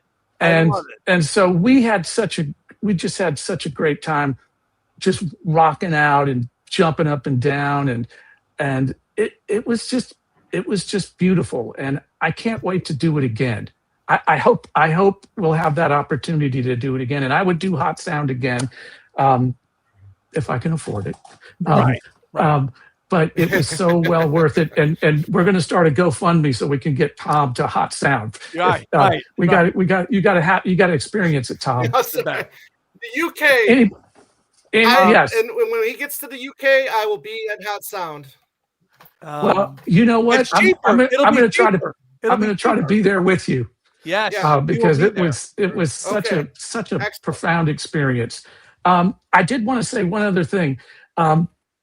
When we went back for dinner after the sound check, and I didn't have the bad experience at sound check that Bob had. Luckily on our side, we were on the second row of sound check, and the people on the first row were sitting down, which I thought was a little bit weird, but it was okay because we could see perfectly. But we didn't have any problems with anybody telling us not to take pictures. But I think most of the people around us were really just into the music, and it was interesting because the sound check is not just an extra show. It's really purposeful because you hear his voice come alive. And by the end of the sound check, his voice has bloomed. And that says a lot to what other people have been saying about how he's really taken care of his voice, and his voice is in great shape. But the last thing I want to say is when we went back for dinner, they had an interesting playlist of music that was being played in the background. And I was shocked because they played How Do You Sleep? Yes. And then immediately after that, they played Too Many People. And I was like, okay, there's somebody's having fun with this. And, they slipped in a James Taylor song from his first record. I thought it was really, really smartly done. And there was enough, I mean, there were a lot of details going on. And so it was tremendous. And the high stays with you. The high stays with you. No, Matthew, was that your sound check the first or second night? First night. Okay. All right. And if you're facing the stage, it did seem the side where Rusty was, more people were standing up. But if you're facing the stage, we were sitting to the right for sound check. So, but it was we didn't have any problem with the security during sound check, but we might have also just been like so into it we didn't notice. It's possible. Yeah, and I didn't really bother trying to take pictures because, as you said, you're so far away at sound check. It is kind of weird when you're like really going nuts and jumping up and down and having so much fun during sound check, and then you're like still a million miles away and there's all these empty seats in front of you. It's a little strange, but it was a wonderful experience. Matt, there's nothing like hearing the beginning of Golden Slumbers when you're in that crowd. Yeah. Isn't it? It's incredible. And having seen him before, and what the set list is going to be, you still forget that. So it's next song is always a surprise. It's still fresh. Yeah. And Let Me Roll It, for example, was like one of the great tunes that night. I mean, it was really, everybody was just like really into it. It's a crowd pleaser. And it wasn't really a crowd pleaser when I saw him say in 2015, it was like towards the beginning of the set, like third song or something. But that night it was incredible. It's just incredible. Awesome. So Great. Thank you for letting me take up so much time. No, not at all, Matt. This is why we're doing it. Great. This is why we're doing it. Awesome. We want to hear about these experiences. We want to hear all this stuff. Right. Yeah. Testify. Thank Yes. you. No, and I love Matt. I love the sweater, 1965. I love that. Yeah, me too. Well, I wore it because that was the year that the Beatles played Atlanta, 1965. But it's also the year that I was born. Yeah, me too. All right. It's a good year then. We've got Bob and Matt both born in 65 and thriving. I love it. Thank you so much, Matt, for sharing Thank you. your Thank you. experiences. So genuine, so real, and so authentic. Thank you so much for that. I can't wait to hear what Gabby has to say. Gabby, tell us about it. Tell us about Atlanta. So for both shows in Atlanta, I bought my tickets in pre-sale. I bought them right after I had bought my Montreal tickets, which were expensive. So I was not keen on buying floor seats. I was like, I just spent all my money in Montreal. I need to just Be there. be there in Atlanta. So I did. I think night one I did. For both nights I did the gold package in the lower bowl, because Right. in the past for many years, the years I've been going, my parents always managed to put us on the floor when the tickets were $400 to have like 10th row or 15th row. It used to be like $400 and it was reasonable. But now, at the time, it didn't feel reasonable. But now it's really reasonable. yeah, exactly. So I was like, I'm not paying $1,500 for the same seat I would have had 10 years ago. So let's just do lower bowl. And it was a great lower bowl. I had a bird's eye view. I could see. I didn't have to. I'm short, so I could see pretty well the whole night. But I guess in Atlanta, what I enjoyed about it compared to the other shows was that the Grand Concourse was very wide. Like you could walk, like to go get concessions, whatever. You could walk like you were not being bombarded at all. Like we even night one it was raining, so they just they even opened up security early to let us in. No sound check both nights, so I was there at the time that it opened, and they let us in early, and then at 6:30 they let us all in, and the sound check was still going on. So we heard the end of they didn't let us in to the actual bowl. They but didn't we open heard, the door and let you in?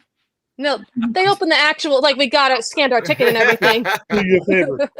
We could buy food, but they wouldn't let us into the floor, but not the floor, to our seats. So we got to hear Lady Madonna from the Grand Concourse. It was like, whoa. Yeah. It was like, oh yay, I didn't think I'd hear this. So that was a treat. But then the second night they didn't do that. But it was nice. But I guess for the second night, it was good to have box office on your side. Because the whole tour, I had my mom not having a ticket because she's a little bit I guess burnt out in a way. Now she isn't anymore. Now she was begging to go to Hamilton. That's Heidi. Yeah. But yes. Night two, we were like, okay, let's just try box office. You get money off. You don't pay fees. Let's just try. And they said I got a $200 ticket in same section as we were in, and we put her right on the aisle. She was in, and she loved it. Tell your mom I remember when she used to be fun. Exactly. I said, tell your mom I remember when she used to be fun. Oh boy! Hey, now she had a good time though. For $200 for a floor seat, come on! I mean, you can't beat that. Lower bowl. Even still for lower bowl. $200. Yeah. Mm-hmm. Yeah. You can't beat that. So Montreal, we did a better steal, but we already talked about Montreal. No, it's great. No, I'm glad you had a great time. I'm really had a great time. We can now circle, I think, at some point, and you all are welcome to stay. I mean, please, if we can fit them in the call, we'll fit them in the call. If we can't, we can't. We would like to circle now, I think, because you're all here. It's pretty special. And Gabby was there, and Tom was there, and Joan was there, and that's Hamilton. Yeah. Hamilton from Mull and Kintyre. Please tell us all about Hamilton. And you all, feel free to hang, whatever. Thank you. I'm going to watch on the big screen. All right. Thank you. Thank All you. right. Thank you, Take Matt. care, Thank you. Matt. Thank you. Thanks for sharing your Atlanta experience. Really Thank appreciate you. it. Thank you. Mull and Kintyre at Hamilton. Joan, you got in. We knew for months before. Listen, he's playing Montreal. He's playing Hamilton. The odds are you're gonna get Mull of Kintyre in Hamilton and not in Montreal. And that is exactly what happened. And I am so pleased and so happy for you all who made the trek and the sacrifice. Tom to drive, Gabby to go, Joan to go and drive with our son Boyan to go 6 hours from Montreal to Hamilton to see that show. And Tom did it, and Gabby and Joan. And just tell us all about it, please. Yeah, it was. Joan, you got in first, so or Gabby, go ahead. Go ahead, Gabby. I'll be quick about it. We had a hotel in Hamilton, but we weren't sure that we'd do it because we had to already drive to Montreal, and I wasn't sure if I had the stamina to go all the way there, especially with my birthday being in the middle of the two shows. So we ended up saying, you know what, let's just go. And we drove the 6 hours. It actually wasn't that bad. I hope Joan didn't think it was that bad. I hope It was easy. it was easy. Yeah, it was nice, easy straight drive. Yeah. Right. So I ended up getting my ticket at 10 o'clock the day of. My dad and I, we got a lower bowl. So as good as and we didn't pay whatever gold platinum package price. We got standard, but yeah, it was great. And yeah, I'm trying to think of anything else. I don't know. Joan can go now. Well, this was the Dare to Dream show because I personally have never seen him do Mull of Kintyre live. It was on my big wish list for a long time, and I was afraid to get too excited about it, but yet it was definitely my main motivation. It was also a splurge show. I bought soundcheck, I bought front row. I knew I had a fantastic ticket spot I like to be. And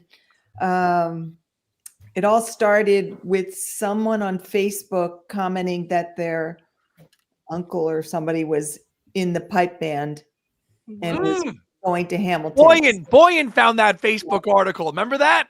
So we saw that, and then I was like, "Oh gosh, I'm so excited! I'm so excited!" And so I lined up at sound check with a friend, Jessica. You guys, all of you probably know her.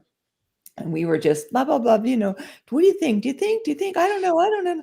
So I'm walking in with her, walking to the reception, and it wasn't a room. They just had curtains around the arena so we could hear. And all of a sudden, very quietly, we heard some acoustic strumming, and we just both stopped in our tracks and looked at each other. Was that it? Was that it? Was that it?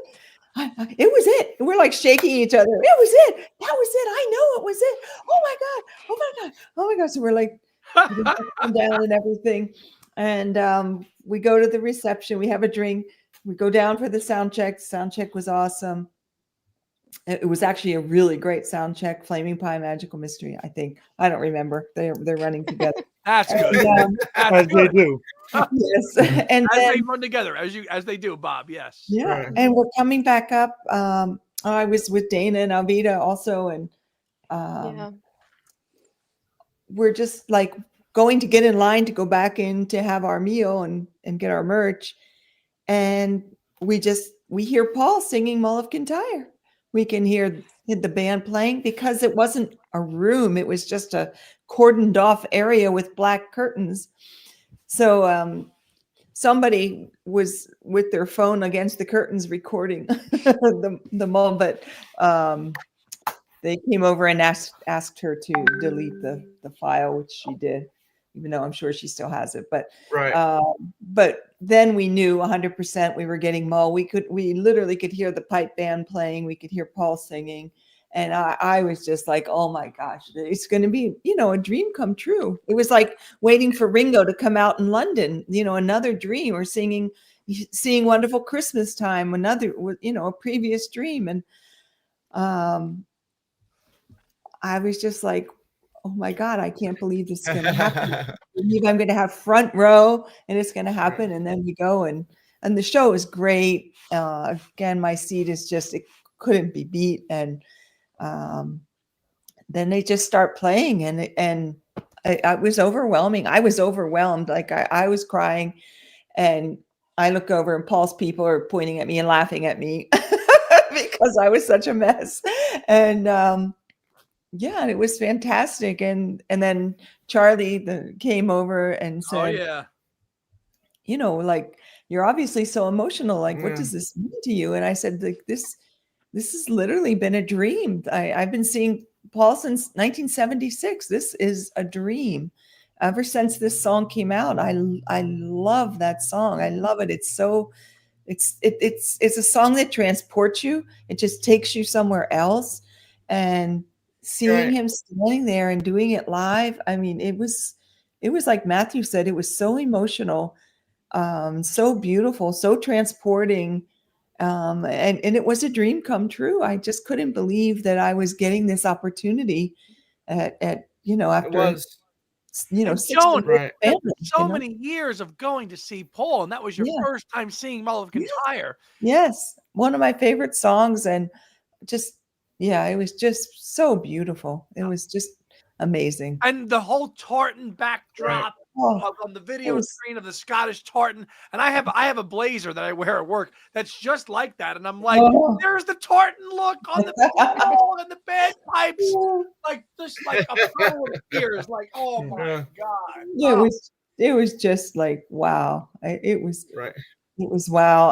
My only the only thing that would have made it better would to have been to be with a friend on either side of me to share it with. But if like me, you and Dane in yeah. Right. I did have a good seatmate, a lady who was also a super fan. So that was cool. At least I had somebody good beside me. Right, but if it was like San Antonio, I think we would have we all would have been like lifting each other off the floor in a puddle of tears. Yes, I wish it would have been any of you. That would have been so much better. Exactly. But it was fantastic. The night was magic. It was magic. Tom, tell us your I your was messaging Gabriella. I was messaging Gabriella in Montreal, and she's telling me, I was like, tell me if they do Michelle, because if they do Michelle, then I'm definitely going to get the ticket for Hamilton. So she messaged me, and then as she's messaged, and then you knew right there. On my way there, then I stop and I hang out with my buddy Aaron Badgley, who went to the show as well. She Joan messaged me saying, "Oh my God, I hear bagpipe, I hear the guitar strumming." Then you just knew, and you just start getting emotional just thinking about the fact that he's going to do this song, right? Yeah. And then we're talking about it all night long, and then it comes. You're waiting, the anticipation, the build up.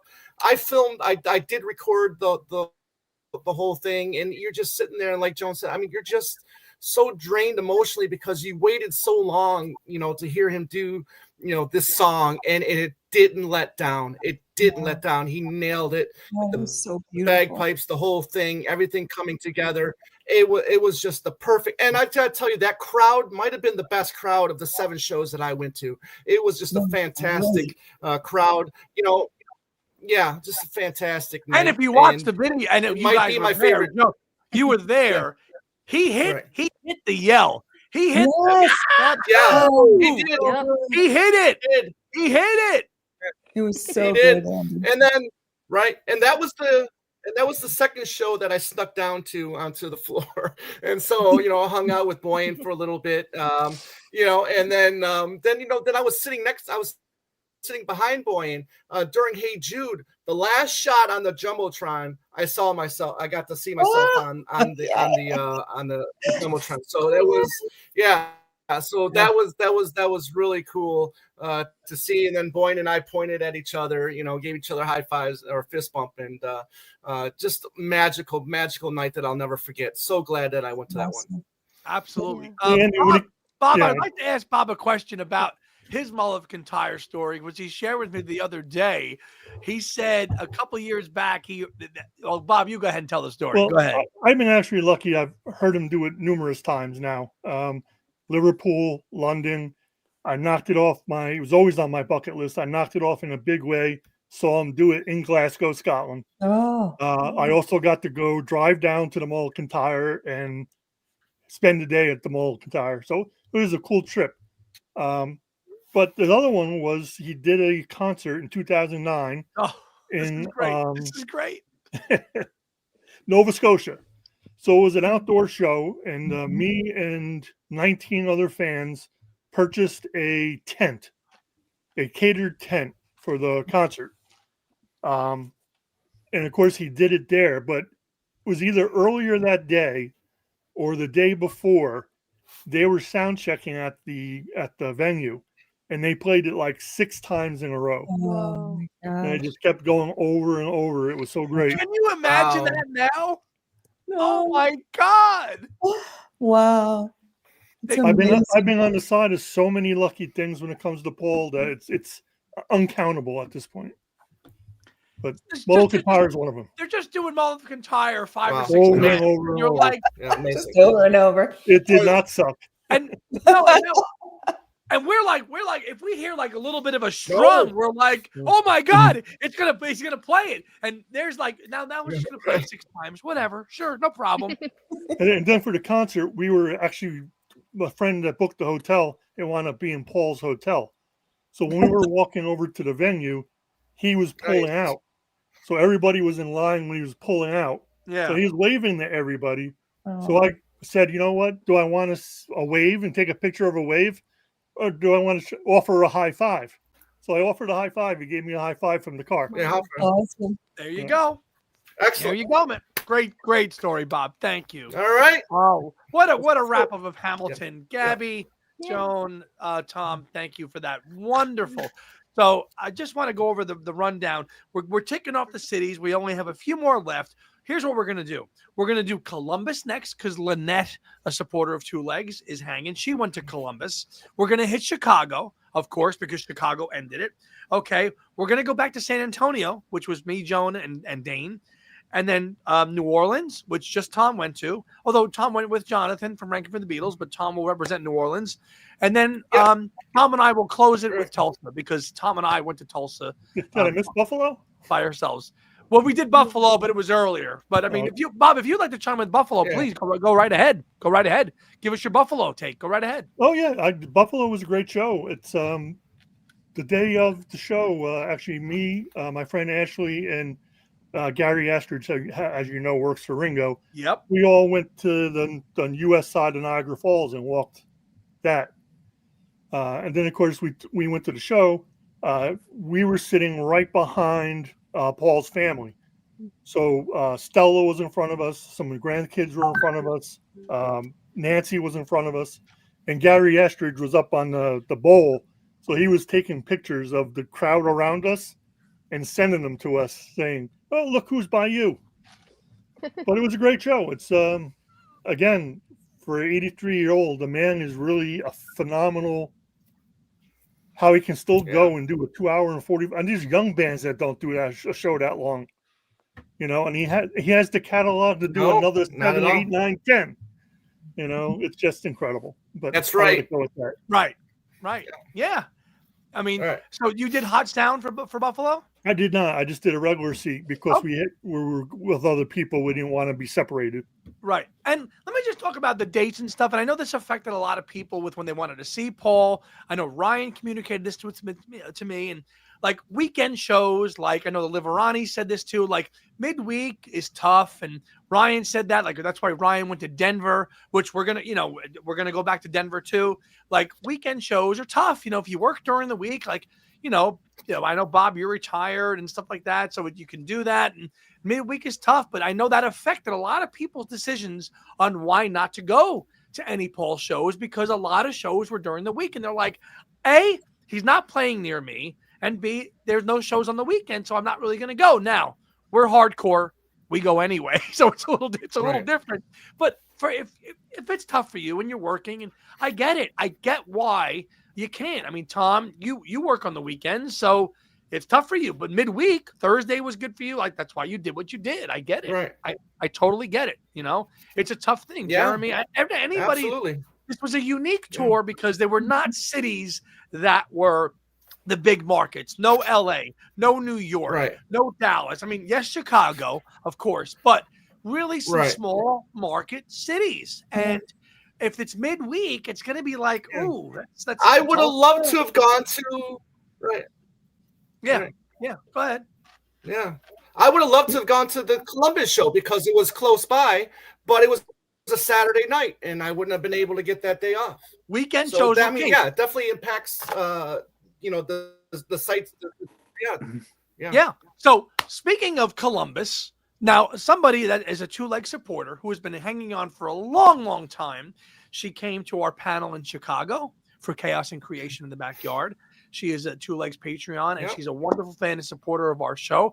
We would like to bring on right now to represent the Columbus spot on the Pole Tour is Lynette. Hi, Lynette. Hi. Welcome to Two Legs. Welcome to the Got Back 2025 recap. Hello. How are you? I'm great. thank you for being here. And hey, I love your background of the box sets. Thanks for and being here. Oh my God! And Thanks. You've got Right. tote bags, and who needs more tote bags? Do anybody need tote bags? You've got tote bags galore. You go to the store, you get a tote bag. I love it. I only love buy it. them to carry the merch home. See, they know what they're doing with that, though. They know that you're going to buy the merch, and you need a bag for the merch, and you put it all in the tote bags. So I'm sucker every time. Here's your I tote bag. I feel like There you Oprah. go. I feel like Oprah. You get a tote bag. You get a tote bag. You get a tote bag. I say that on my Sunday show every week. Exactly. Lynette, Columbus, Ohio was a Saturday night gig. So tell us all about Columbus. Columbus was great. I went to the sound check, and when I went in, they got us through really quickly. The whole VIP experience was really good there.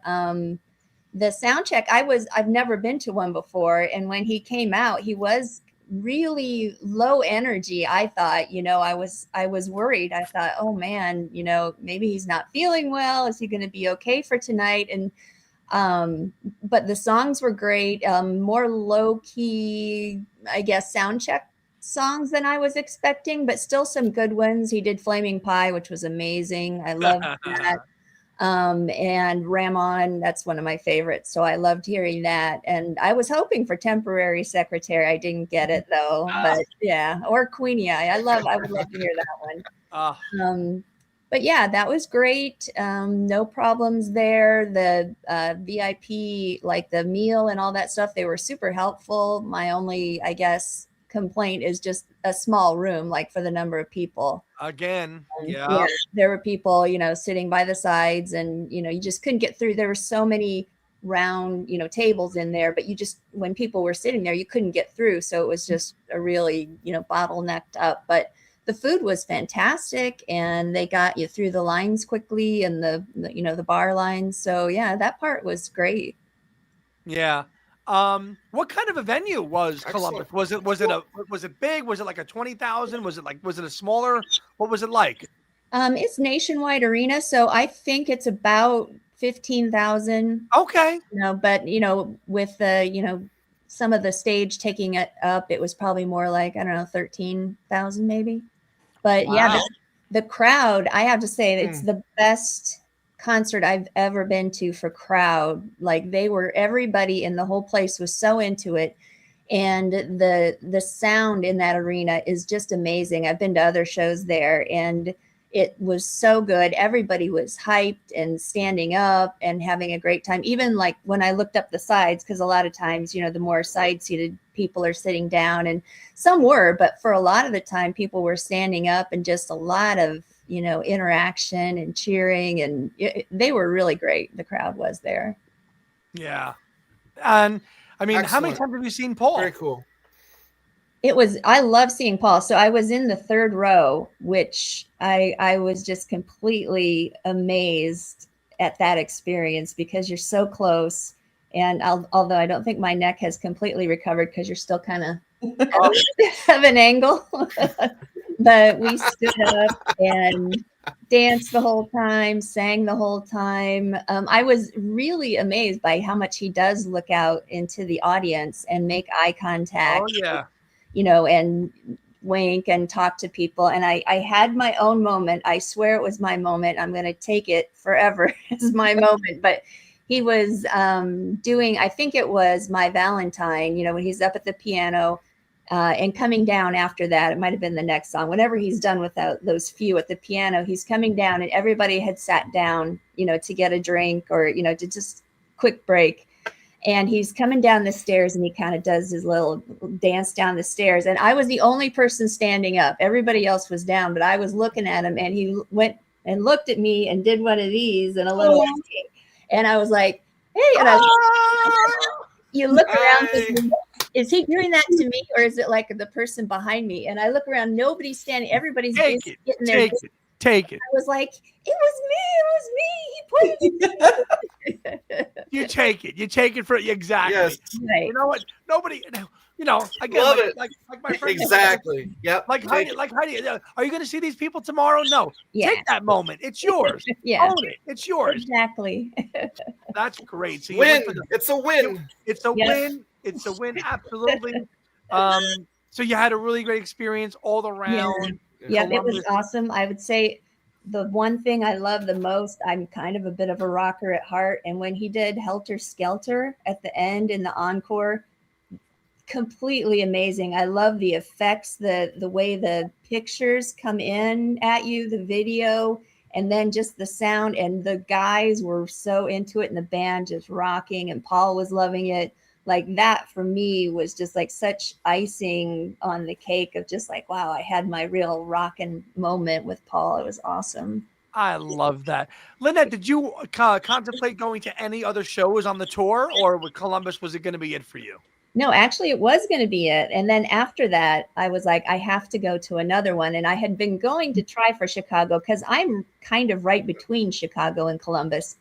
But I knew Chicago was going to be a harder ticket and more expensive. So I went for Columbus and got that. And then I was like, oh, I've got to get a ticket to go to Chicago. So I did go to the second night in Chicago. Yeah.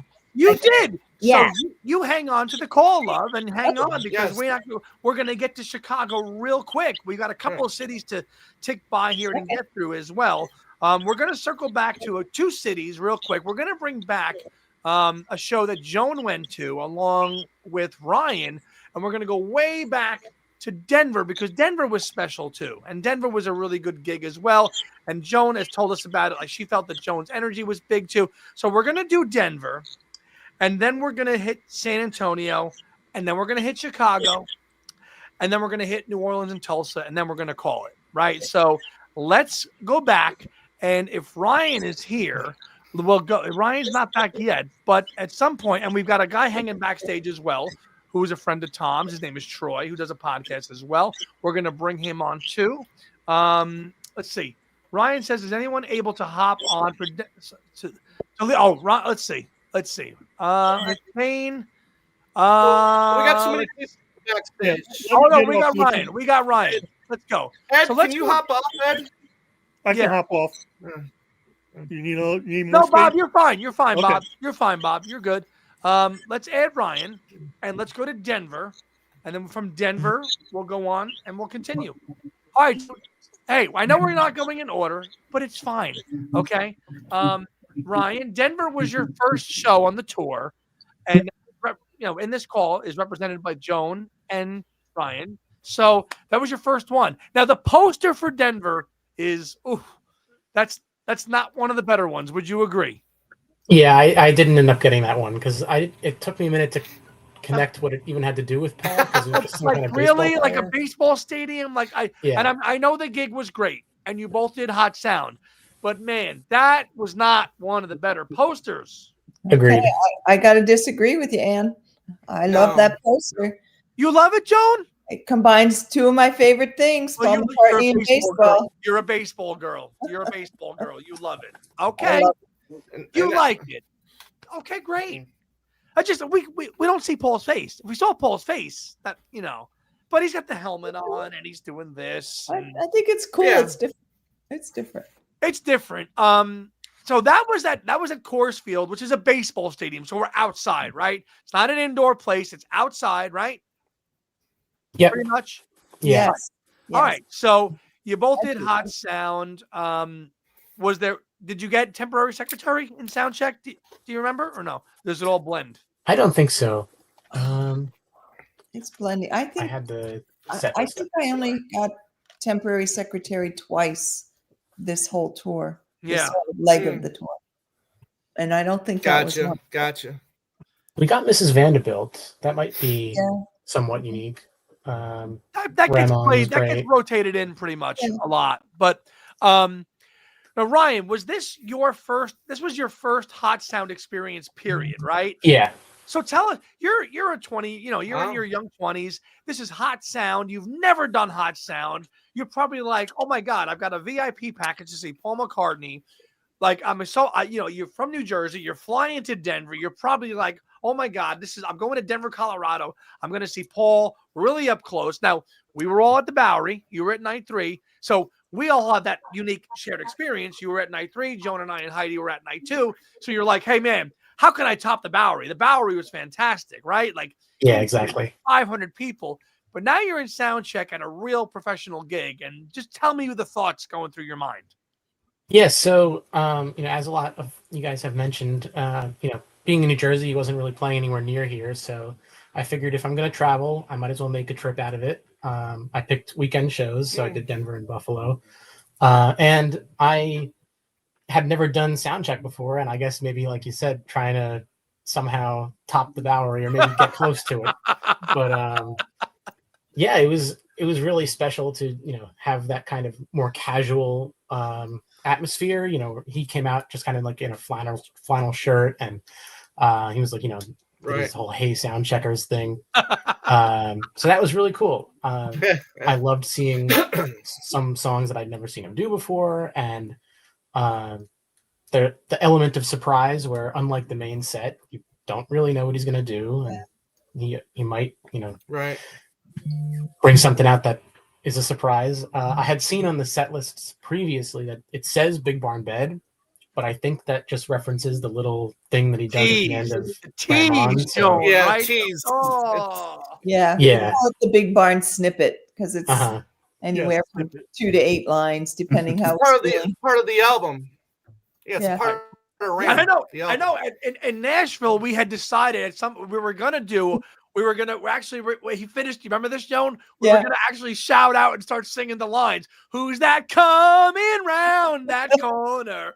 But we had to get in line to get on the rail, so we didn't do that. We have more important business to attend to. Because he teases it, right? And you hear it, and you're like, oh, if we all just shout, who's that coming round? He actually might be playing it on the uke. Well, if enough people yell that out to him, they will learn it. Because in 2009, we were in Fenway Park. There were only 9 of us there, and we yelled out for Ram. It was before he started playing Ram. And he started noodling around trying to teach the band the chords. They never got it together, but the very next door, Ram was in. There you go. Nice. Very cool. Who are you going to weep on? Who are you going to sleep on? Come on now. Let's do it. Amazing. But go on, Ryan. Go ahead. Yeah, so it was both soundcheck experiences were great. Both different too, which was exciting. Like I said, with Buffalo, Flaming Pie was probably the stand-up. But yeah, I think hearing Ramon for the first time in Denver was really great. It was a very nice day. We were outside, and I guess maybe even more so than the football stadiums, but it was very wide. Like the sound check was kind of they have us back at the behind the first section of seats. So I think we were a lot less crammed than we would have been in a smaller space. So that was cool. Little room to spread out and dance and stuff. Yeah, it was great. I mean, and it's so cool because an outdoor arena, it's as Joan said earlier about Albuquerque, and she described that so beautifully. It must have looked so majestic, right? When you're outside and the weather is conducive, and that was early in the tour. It wasn't winter, it wasn't cold, you're outside in Denver in early October, and it must have just been so cool to be outside and watch a Paul McCartney concert when you're not. I mean, listen, we like the intimate gigs like Lynette described, and 14,000, 15,000, small. We like that, but if you're going to be outside, that brings a whole other element to a show. When you guys got to experience that, which is so awesome. Yeah, my it was great. My memory of Denver is the crowd is fantastic. You're like super into it, loud, everybody singing, everybody dancing, at least around me. Like it was just, I was surrounded by great fans and it was really fun because the atmosphere was, it was all like people like me that go crazy. That's fun. And I think, Joan, you had told me earlier in the tour, you were like, oh my God, he was so energetic tonight and he was into it. And the Denver show, I remember you texting me saying like he was really, really up for the Denver crowd. It was really a good show. Yeah, he was really feeding off the energy that was coming off the crowd. Yeah. And it was a standout. It was a really, really fun show. And you wonder if being outside gets to, if you're being outdoors, does that change the dynamics of the band? The being outside and being cold and like having and then the fireworks going everywhere. It's a different kind of show when you're outdoors than indoors. It just is. It really is. So Yep. And then I mean the Was stuff that that- you guys. Go ahead, Tom. Was that it for outdoor venues, Albuquerque and Denver? Yeah. Yeah. Well, Santa Barbara. Yeah. Early, but that was all early in the tour. Okay, Santa Barbara. That was all That was all in the early. tour. Yeah, it was all early. In the tour, and then everything else was indoors after that. But you know, and again, it was a weekend show, so you went, and Ryan, you went and did it, and flew back, and Yeah. And I went with my parents, who had the three of us had never been to Denver before, so it was a great trip. We went to Red Rocks the next day just to explore, not to go to see a show. But And my there you mom and I go. are big YouTube fans, so that was another bucket list one. Absolutely. And Joan, I know you went to Colorado Springs and you shared some photos and how beautiful that area was. Oh my God. Gorgeous. So beautiful. All the parks in that area, just so worth it. Like to go to see Paul and then to combine it with some sightseeing in the area. It was just beautiful. It was Tranquil, peaceful. Like, and you guys stayed like in this kind of castle hotel and stuff. Yeah, it was really cool. I mean, you got to tell them next time, you know, me and Heidi go for a road trip, we got to check that out. But it just looks so tranquil and peaceful. It really did. It was a nice respite from the touring and the, you know, all the crowds and everything, to have a couple nights of peace and then get back into it. It was really absolutely great. All right, well, thank you for the recap of that one. We're going to move on now, and we're going to go to the next city, and we're going to go, if Dane is still here, Dane's backstage, we're going to go and we're going to hit San Antonio, because this was such a happy, fun experience with Joan, me, and Dane in San Antonio. The poster, maybe you're not into the poster as much, but it lucked out that the three of us, just like me, Dane, and Ted, sat together in Vegas. The three of us sat together in San Antonio. And I actually, honestly, other than Nashville, it might have been probably one of the coolest experiences the whole time, because we are all the same kind of fan, and we all rocked out the whole night. Dane, you're back in it. Welcome back for the San Antonio recap. I mean, again, this was at the Alamo Dome, right? Which is where the San Antonio Spurs play. So it's another bigger basketball stadium. I felt that the sound check was good. The sound check was great, but the VIP thing was great. I didn't feel like we were like in Vegas, where we were basically stuffed into a room, like Tom was saying. Oh, I worked here, I know this is like, you know, but San Antonio felt spaced out. It was good. We met a fan of the show there, and for some reason, we happily ended up being together. Do you remember, Dane, how that worked out? Oh yeah, I mean, this was the show that might not have been, and I'm so glad it was, because I wasn't even sure I was going to be able to make the show and to be able to do it. And after talking with you, Andy and Joan, it was like, okay, finally, it's like, I already did Vegas. Hot Sound was amazing. Let's do this again. And it took what was cool about Vegas and just took it to another level. And it was concerts like that I'm so grateful we have the Two Legs community and all of you, because you know, just all of those stars aligning and getting to spend that time with you and getting to rock out and all of this there, you know, was, you know, definitely a highlight, a peak for the entire tour for me all the way. Here you go. Yeah. There you go. And a piece of confetti fell over Joan's face, and we wrote, "See you next time, Joan." The picture. Remember that, Joan? Oh, yeah. So funny. I love it. That was absolutely amazing to just sit there and do that. And again, we haven't talked about this in the recap, but I mean, the DJ Chris does such a great job every time he plays the music. He tailors it sometimes depending on what city you're in. In Nashville, he ended it with Sally G, which was great. And he gave a nod to us because we were like, yeah, we're in Nashville. Go tell your boss to play it. But that was never going to happen. But it was great, you know, and we had that great moment in San Antonio, jamming out. Love is Strange. Dane, I know Dane loves the pre-show video walls, you know, mix that goes up. And I think, Joan, I know it is such an element of the show that amps you up, you know, and to share that experience with you both. And it worked out because I wasn't sitting next to you. And then Joan, in her wisdom, said, okay, well, would you know, there's an empty seat. Would you two mind moving over? And then I was able to sit next to Dane and Joan for the whole show, as long as you sat right there, and they left us alone and we rocked out for 3 hours. That was awesome. That was one of the most fun I had at any of the shows. I thought it was such a great night. We were vibing great, and It was awesome. Yeah.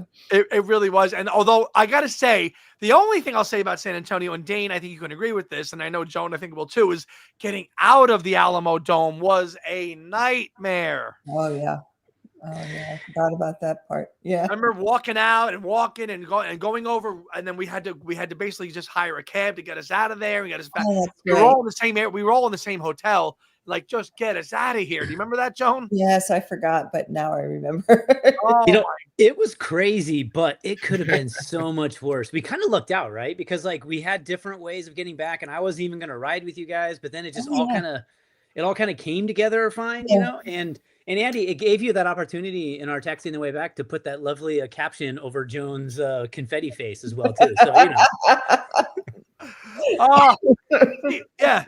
Here, I'm gonna. If nobody's seen this, I'm gonna blow it up just so you can see it on here on the live. Because the show ended and we took it, and somehow it came in front of her glass. Perfect timing. It was like we were in the Uber or whatever it was going back to the hotel, and we're like, okay, let me just send this here. Great time. Oh, so much fun. San Antonio, and let's just talk about that. I mean, listen. Where we stayed was not great, Joan, but the river walk was awesome. Really nice. Beautiful. Really nice. You made it to the Alamo, right? Yes, we did. We did. We checked the out. Yeah, Bob, you've seen That's it? on my bucket list. I haven't been there yet. Yeah. I'll Very tell you, cool. Bob, it's very, Joan will attest to this. It's very touristy now. Like there's like stores and stuff around it, but like the Alamo is there and everything, but like there's like, you know, TGI Fridays and stores and stuff like kind of like right down. It's not like rural, like, oh my God, I'm going to go see the Alamo. It's like, it's by itself, but then there's like stores and stuff. But I mean, the Riverwalk, I will say, go check the Riverwalk out because that was cool. And then we watched that ridiculous parade of whatever we saw, Joan, on boats. Yeah, that was stupid, but it's okay. Yeah, I don't know if you're aware, but Chris Holmes, he has a SoundCloud page, and he has a lot of his sets are downloadable. Oh, really? Yeah. I don't know if he's still there, but not that long ago, I downloaded a few. That's his pre-show mixes and all that Yes. stuff? Oh, wow. And the amazing thing to me is like you hear Waterspout, you know Waterspout has been worked on because it sounds so damn good in the pre-show mix. Oh, that's fantastic. Yeah. And then in Montreal, he played Wonderful Christmas Time. I don't know if he did that. Did he do that in any other cities, guys? He didn't do it in Chicago. He didn't do it in Chicago. No, I don't remember. I don't think so. Really? Because, Joe, you remember hearing that in Montreal? He played Wonderful Christmas Time. He did, but I don't recall hearing it anywhere else. Very interesting. But San Antonio was again another favorite stop on the tour. Yeah, me too. Super fun. 1985 was super fun. Oh, always. Yeah, we were all doing this. Yeah, that's all in my reel. To see that, that was so much fun, and that's the experience. Again, seeing Paul McCartney is so magical, right? But then when you actually can do it with people who can vibe with you and experience it the same way that this music and this stuff is in your fiber of your being, like that's all it's about. That you're like, what ticket price? You don't care. You don't care at that point. I don't know how many of you have done the European Christmas shows, but Europe really does Christmas right. Yeah. It's all decorated. They have, fairs, they have villages. I mean, I've been to several cities and all of them knock it out of the park. Yeah. So if you ever get a chance, December shows in Europe, they're great. Let's go back onto some comments here real quick. Ryan, thanks for being here. Thank you so much for that. Gabby said that she texted Bob about liking hearing Waterspout and DJ Chris's set in Hamilton. Absolutely. Yeah. Tony says that he got Atlantic Ocean during the pre-show mix. Atlantic Ocean, which goes into that actually I think goes right into me and Dane. One of Dane's our favorite part of the show is the B-side to C-side. We love that.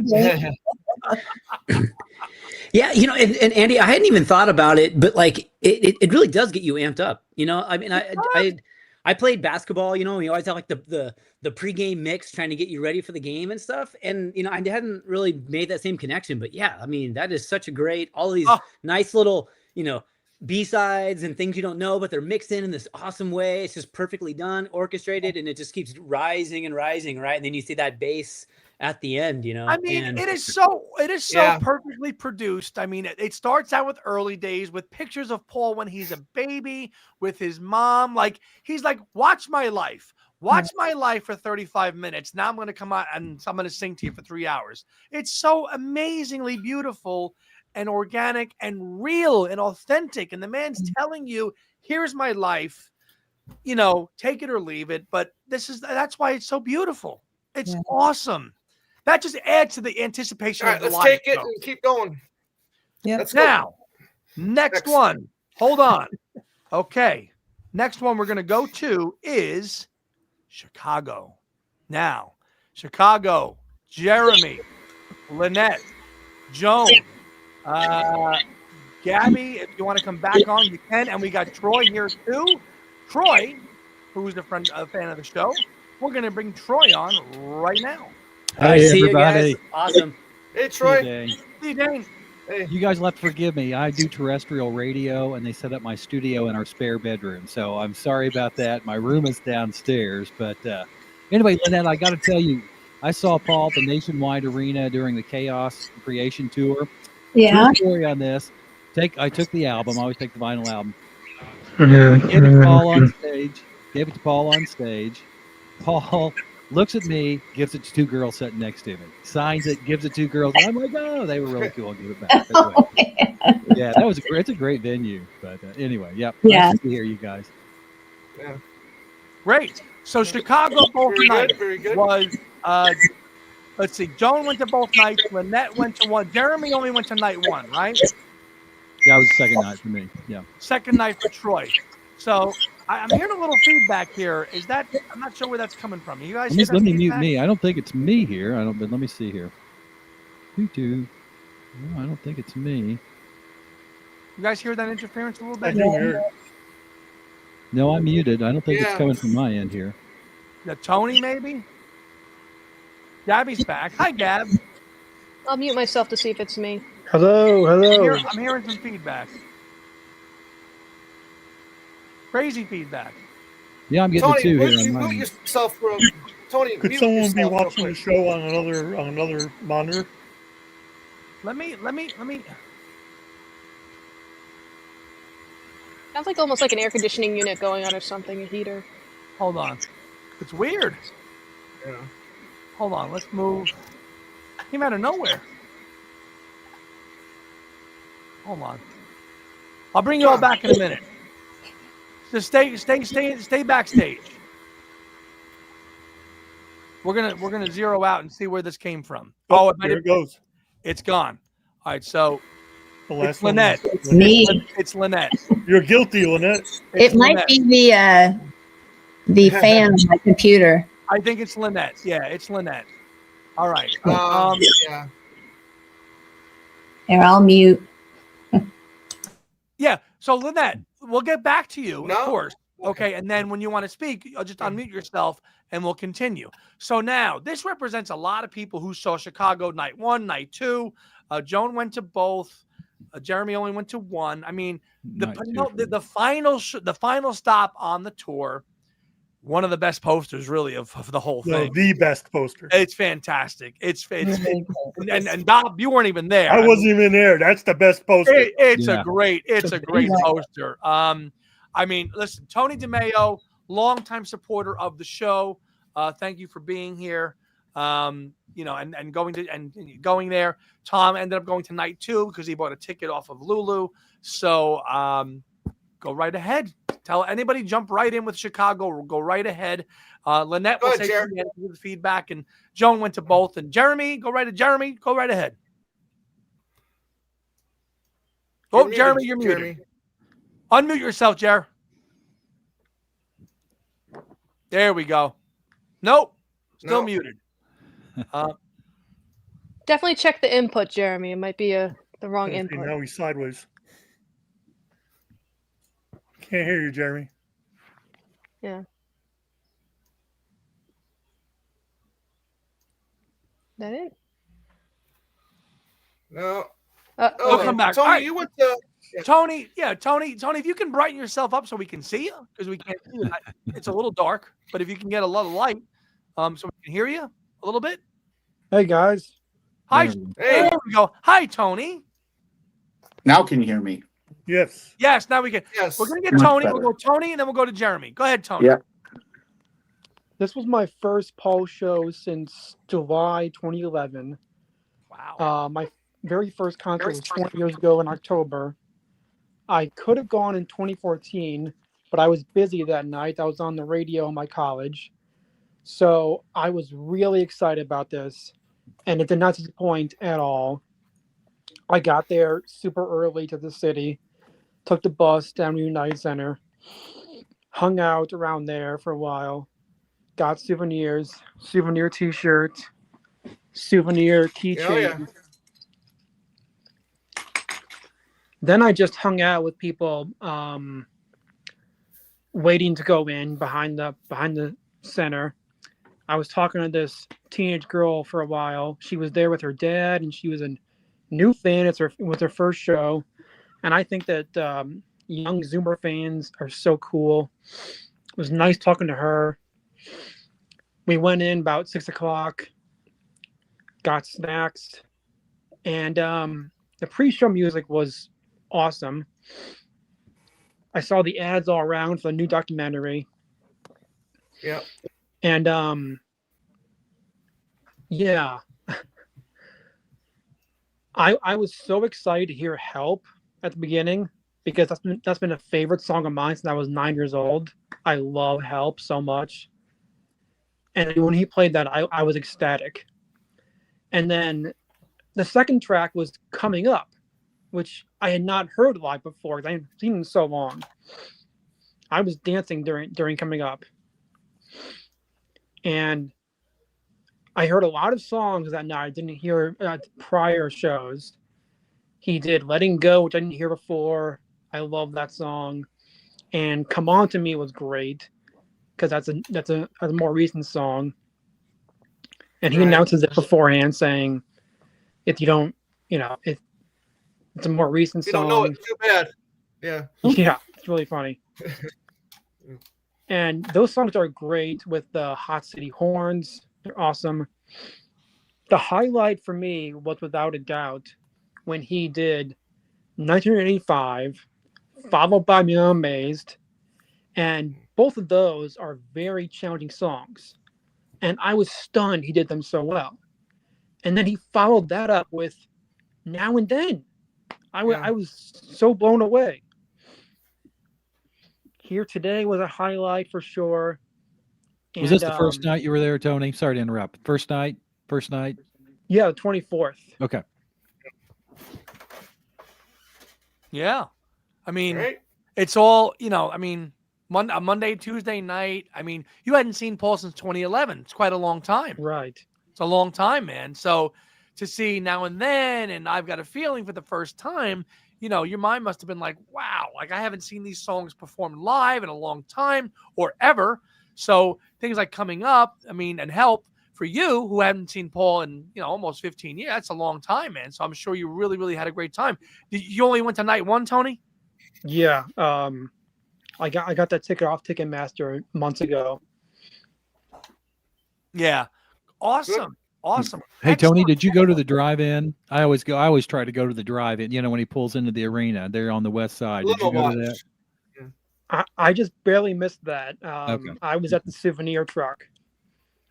Sure, right there. Yeah, it was right there close to the arena. Yeah. The souvenir truck, which had, I'm sure, a big line on it. Let's go to Jeremy. Only went to night one. So, Jeremy, Yep. tell us about night one, buddy. Yeah, I think Tom is right. They had a lot of stuff at the merchandise truck that was sold out already. That was interesting. The one guy, I was looking for something, and he goes, "Oh, we haven't had that since Buffalo." And I was just like, "Wow, all right, fair enough." But they had this on display. That was definitely in the merch truck. That was several there. And then Tony might not remember, but right after the limo watch, we ended up, Sarah Schmidt and I were walking to meet friends for dinner, and Tony happened to walk by, and we were telling him, "Hey, you just missed the limo watch by 5 minutes." I was so bummed out. Yes, exactly. So we saw Tony on the side there, And the show itself again was fantastic. About 10 rows behind Joan, and this was funny. This was funny though, and I know she'll remember this. So, friends Annette and Craig, who I ended up driving them back to their car after the show, were very nice. You know, they were in, I think, the third row. And then when I dropped them off, just jumping ahead, they had said, "Oh, we left something in the back seat of your car, no pun intended, for you. When you get out, check it out." And they left me the swag bag from Hot Sound. Oh. So that was beyond nice. So I owe them for that. Yeah, that was amazing.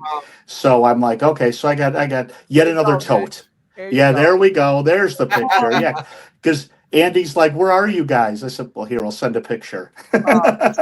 Beautiful. So I told Joan. So Annette had a thing saying, "Okay, today is 1 month to Christmas Eve." She goes, "I think he's going to do Wonderful Christmas Time." So if he does that, I'll call my mother, hold the phone up, let her hear it. I said, "That'd be great." And Joan's like, "Look above you in the arena." I'm like, "Okay." And she goes, "There's no confetti or whatever. That would be snow to come down. He's not going to do it." I'm like, "No." And she was right. So that was it. And it was funny because a couple of the millennials sitting next to me were like, they were like, "Oh, I wonder if he's going to do Wonderful Christmas Time." Well, there you go. But again, great. He sounded great. Band was great. It was a blast. It was fun. It worked better for my schedule because Tuesdays I work from home, so I was a little groggy that Tuesday morning. And as much as I wanted to go Tuesday, and I really would have, it's like no. I kept texting you. I'm like, I know you have did. to go tonight too. Tom did too. Joan did. Gabriella did. It's like, who are you? I'm like, oh my God. I said, my wife will kill me because actually, when I get off here, we're packing. And again, another trip that was booked before the tour was announced. We're going to Nashville tomorrow for the weekend. Oh, wow. So as soon as I get off here, I have to help finish packing. So there you go. But no, it was great. It was, like I said, Tony, there was Joan Moran from the fest. Her and her daughter were I there. thought Joan Moran was there too. Yep. And she had a great time. Yeah, I She saw did. that. She was about, her and her daughter were about 5 rows behind me. So I Joan, saw you her were in, I before think, the show, 7. actually. I was in 17, and then they were like row 2 or 3 of the group behind me on the floor. So she was there. Terry Hemmert and her sister Julie. You know, Julie's a sweetheart. They were up in they were in the 100 section. Yeah.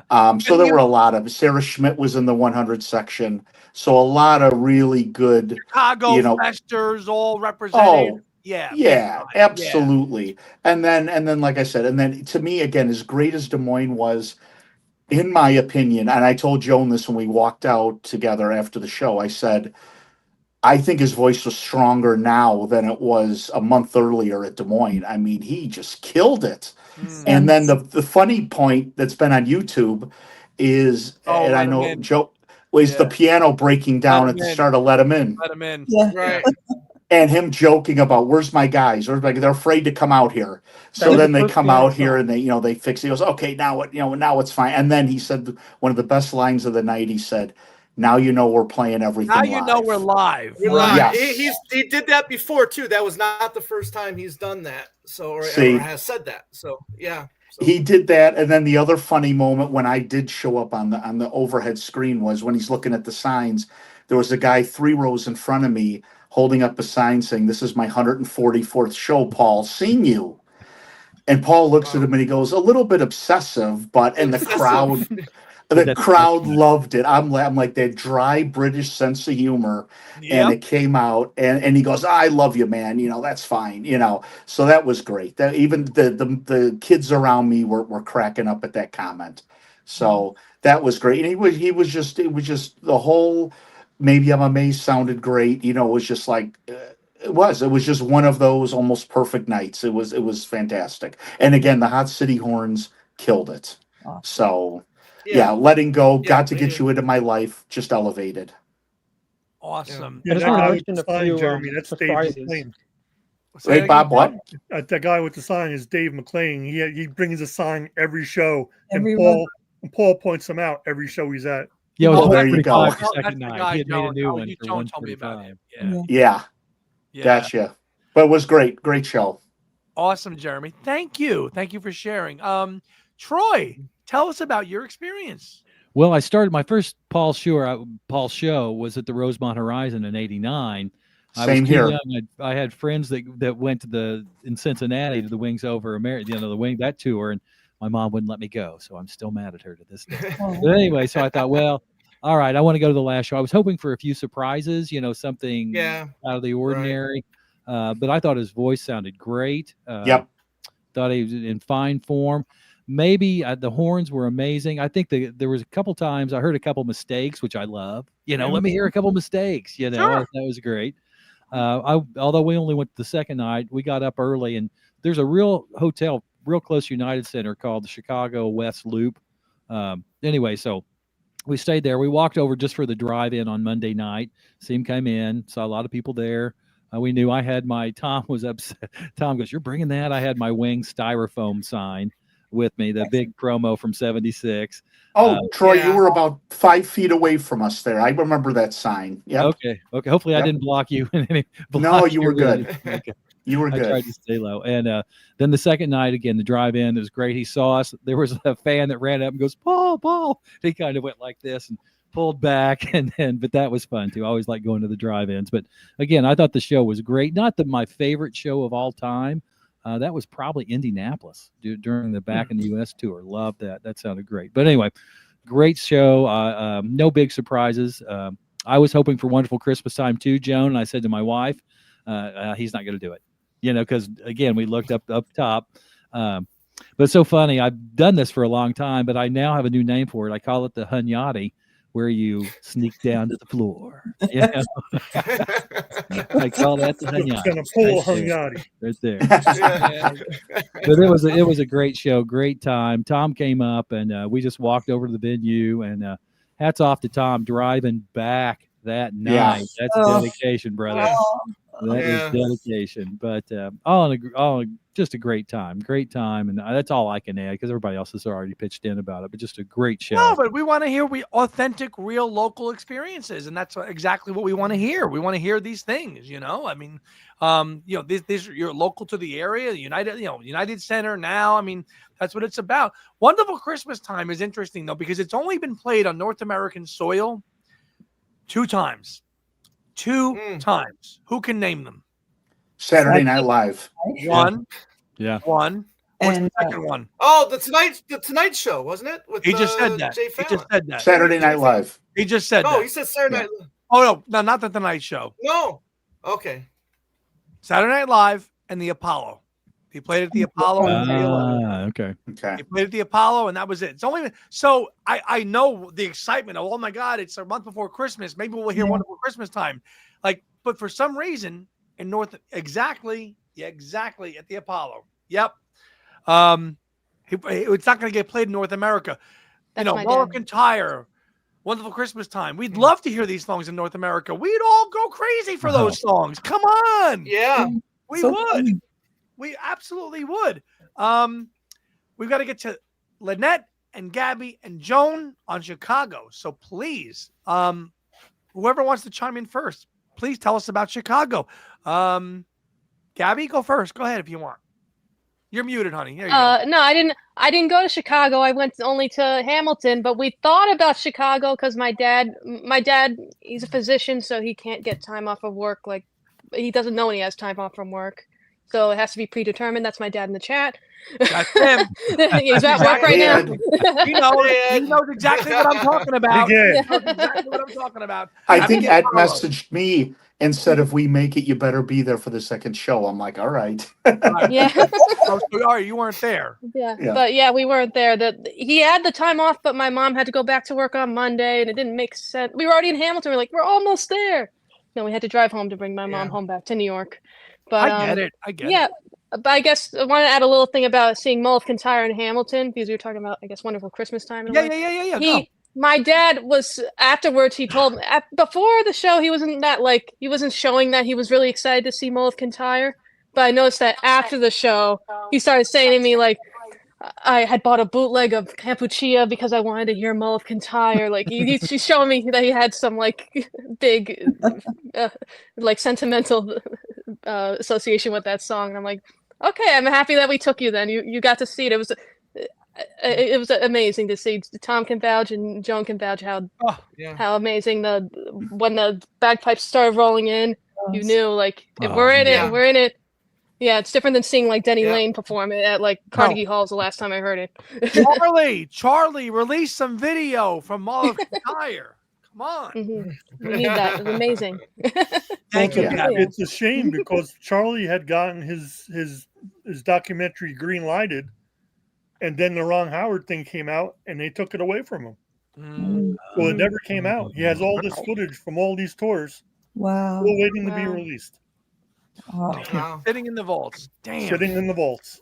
Absolutely. Thank you, Gabby. All right, Lynette, tell us about your Chicago. Okay, hopefully no static now. All good. Yeah, good. It was great. I got to see Tom beforehand, so got to say a quick hello to him. And I went to the second show.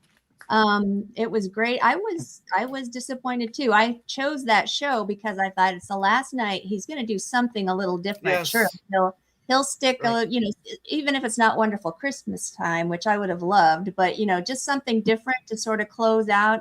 And he didn't, so that was a little bit disappointing. And I thought you could tell he was tired at that one, compared to the Columbus one. Right. Was like when he throws to different things, like he didn't introduce the band at all. Like he went usually, Oh, he didn't. No, and just a few things in there that he kind of messed up, or just little things. Yeah, but, I noticed that too, Lynette. And did you see him going down the stairs? He wasn't his usual. Yes. Yeah. Yeah, they messed up, and then he stopped in the middle of Blackbird, and had to keep going. Yeah. And just the little things, and it was still a great show. But you could just tell comparatively, like it's the last show of the tour, right? Yeah, he had done it before. 2 nights in a row is tough too, so I understood it. But it was a good crowd. I loved all of it. Just wish he'd something a little different in there just for fun. But other than that, yeah, it was great. Lynette, he had a great line. Sorry, Lynette. He had a great line after Blackbird when he goes, "I wrote the damn thing." He said I recovered nicely. Yeah. I wrote the damn thing. I can. The ad libs, things like that. It just shows that he's an authentic, real person who can make mistakes. And he's like, "Look, I'm not mailing it in. If I make a mistake, I'm 83. So what? This is who I am. It doesn't really matter. It's awesome." Right. Joan, Chicago, give us your perspective. I got really lucky with Chicago. When I was in Buffalo, I did not have Chicago tickets. And I took a leap of faith on something that turned out really well. And I ended up with sound check for both nights. Wow. So I was beyond happy about that. Drove 6.5 hours from Hamilton back to Pennsylvania on Saturday. Got home, repacked, and flew to Chicago at 8:30 Sunday morning. Sunday morning, I know. I got to my hotel in Chicago and crashed. And then I recovered quickly. Sunday night, went out with a bunch of friends, Dana, Alvita, and Susan, a bunch of friends, and all getting excited for the show and everything. And I have to say that the United Center had the nicest VIP room. Ooh, very, very pretty. It was like reminiscent of a almost English pubish, but a little bit higher. It was just very pretty. Lots of wood and green leather, and it felt VIP. The United Center was very, very nice venue. I thought it was well operated. I'm trying to remember which night, if it was night 1 or night 2, but Paul's family was sitting right behind me. Nancy, Stella, Jane, grandkids were all right behind. Before the show, I didn't know they were there. I turned around and there was James right behind me. And, I know he has some issues, and I didn't want to, I did want to tell him how much I really like his new music, but I didn't want to make him uncomfortable. So I just smiled and I just went, and he mouthed, and then I thought, okay, I'm just going to leave him alone. I didn't wanna, disturb him. I did see Nancy checking on him several times, saying, "Are you okay? Are you okay?" And he just nods. Yep, he was okay. So that was nice. The family was right there. Nancy was rocking out, singing and dancing the whole show, which was really cool. And then, of course, they scurry off before the encore. But great. I thought great crowds in Chicago. I thought the vibe was real good, Joan. I mean, everybody was kind of a community, we were all kind of together. Really good. Lots of it was good. I thought it was a really nice, a really nice crescendo to a long tour, and lots of shows. And I also expected a surprise, something at the last show. But I can't say I was disappointed. I wasn't disappointed. You can't. No, I was. It was so bittersweet because part of me was like, God, I'm ready to go home and like get back to my normal life, and I miss the dogs and the grandkids and everything. But then I was like, but when are we going to see him again? You don't See, I thought the same thing, Joan. So Yep. It was, and then I started reflecting on, this journey that started in Spokane in 2022 when I literally met Tom and Andy. And for me, it was 41 cities and 10 countries later. Yeah, I mean, it's all in the back of the program. You think of these short stops, but you don't realize that it's been going since 22, right? So then when you look in the back of the program, you look at all those dates, and you're like, okay, this was a pretty damn extensive tour for an 81 to 83-year-old. Yeah, all over the world.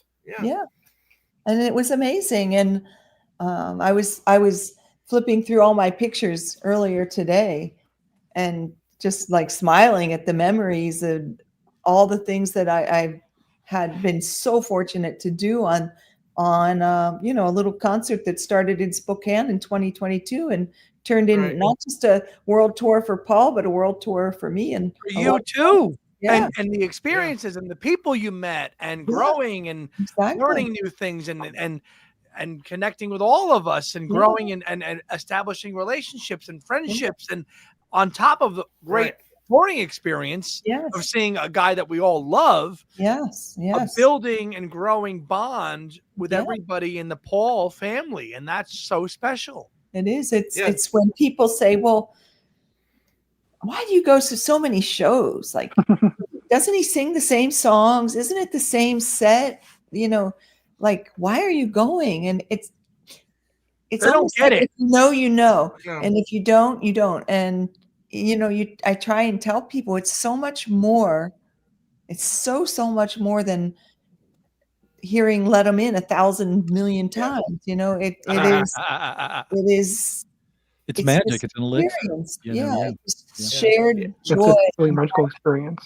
Yeah, Joan, I'm so grateful that you answered the call. I mean, I put out a little message out. I think it was on the Paul McCartney Facebook page. It's like, does anybody want to talk about that first show? And you answered the call. And I got to tell you, the time that, we've got to spend together and become friends is, I really thank you for that. No, thank you. I cherish it. I cherish the relationships that we have created through all of this. It's, I value it so much. It's so important to me and all of you, everybody in this call that I've gotten to meet, it wouldn't have happened if it wasn't for Paul McCartney. It would not have happened. Right. Yes. No, it would not. Yeah. No, it would not. So I think that Joan, you have succinctly described everything that's beautiful about what this tour is and what it means to all of us wrapping up the tour in Chicago. It really is. And as Dane just said here, bonding and growing up as a kid. Yeah, absolutely, Dane. Absolutely. The Cave reacts. Yes. Where you been? We just talked about Chicago for the last 15 minutes. Where you been? Watch the replay. Watch the replay, guy. Yes, we have. We spent the last 20 minutes talking about Chicago at least. So I would really love to thank you all, Joan, Jeremy, Troy. Can I mention Gabby, prizes? Tony, and Bob for popping on here. to talk about their experiences. Tom and I are going to close it out with New Orleans and Tulsa because that's something we experienced together, and we're going to close the show with just the two of us. So I'd love to thank you guys all for being there. Thank you. Nice meeting you all. Thank you, Nice guys. Bye, guys. Thank you very Guys, much. thank you Talk so much. soon. Thank Bye. you, Wings. Thank you, Thank you, Gab. guys. Thank you, Gab. Yeah. Thank you, guys. This Thank was you all. awesome. Appreciate. This was Thanks for great. the patience. Yeah, getting through three and a half hours later. 3.5 hours later. Thank you, and we're almost there. We're almost I there. knew this now. wasn't going to be 2 hours. Well, it's 3.5. It was a good effort. It was a good effort. Hey, we said 2. It's 3.5, and we still got. You did. New Hey, Orleans. listen, you did a good job moving it along. And I tried. But we gotta let the people have their say. Yes. A lot of these people have been with us for years. Yeah, and we're not done supporting yet. the channel. Yeah, we're not done yet. We're not done yet. We've got 2 cities to get through.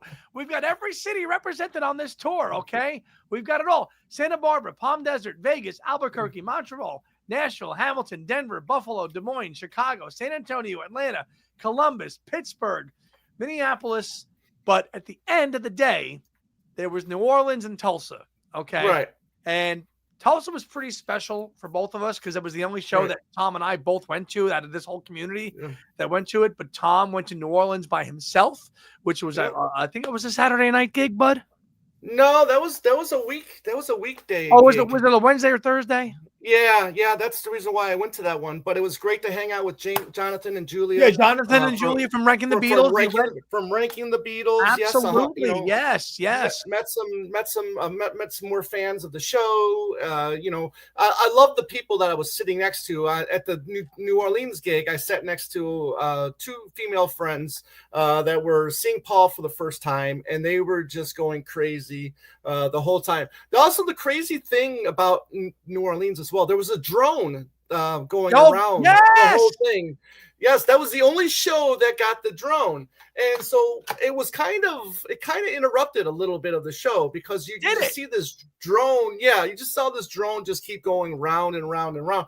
Joan had said that they wanted to do the drone for the fan feedback for all the tour, but New Orleans was the only show that allowed them to use the drone. And of course, which ended up on Paul's YouTube channel with that minute and a half of Live and Let Die. Oh, and what a treat that song. I mean, that was my favorite bit throughout the whole tour was Live and Let Die. Isn't it I love that little I love that intro that they with the feedback, from Rusty. The light. There's no lights on the stage. It's dark. You're hearing this feedback in the band. There's this build up, and then and then the lights come up when you were young. Everybody I was sitting next to, I'm like, here you go. This is what you want to record. This is what you want to listen to. Oh, this yes. is it. And then boom, Live and Let Die, boom, just fantastic. But it was great to hang out with Jonathan and Julia from Ranking the Beatles, like I said. Lonnie Pena there from Fab. No, wait, what? Now I'm losing the show. But I'm sorry, Lonnie. Sorry, Ed Chen. But it was good to hang out with him. We met at the merch outside the arena, so caught up with him. Topper. No, that's the other one that Ed Chen does. But when they was Fab. Oh, sorry. Yes. When they was Fab. Yes. Yeah. So it was nice meeting up with him. But I got to tell you, the most stressful of all the shows was that Tulsa show, trying to get into that. Well, you had the flight issue. Yes. Yeah. Yeah. Yeah. So I have to say, go ahead. Say, Nashville was absolutely incredible. It was to be that close to Paul, intimate. Yeah, incredible. Yeah. Me and Heidi singing our hearts out. Paul looking at us, having a great time. But I will take this memory of this tour, and Tulsa is going to resonate with me a lot. Right. Tulsa was magical. It was as you had said, because you were really good at figuring out 14,000, 15,000. Because I didn't really do any work on how big the gig was, the BOK thing. Right.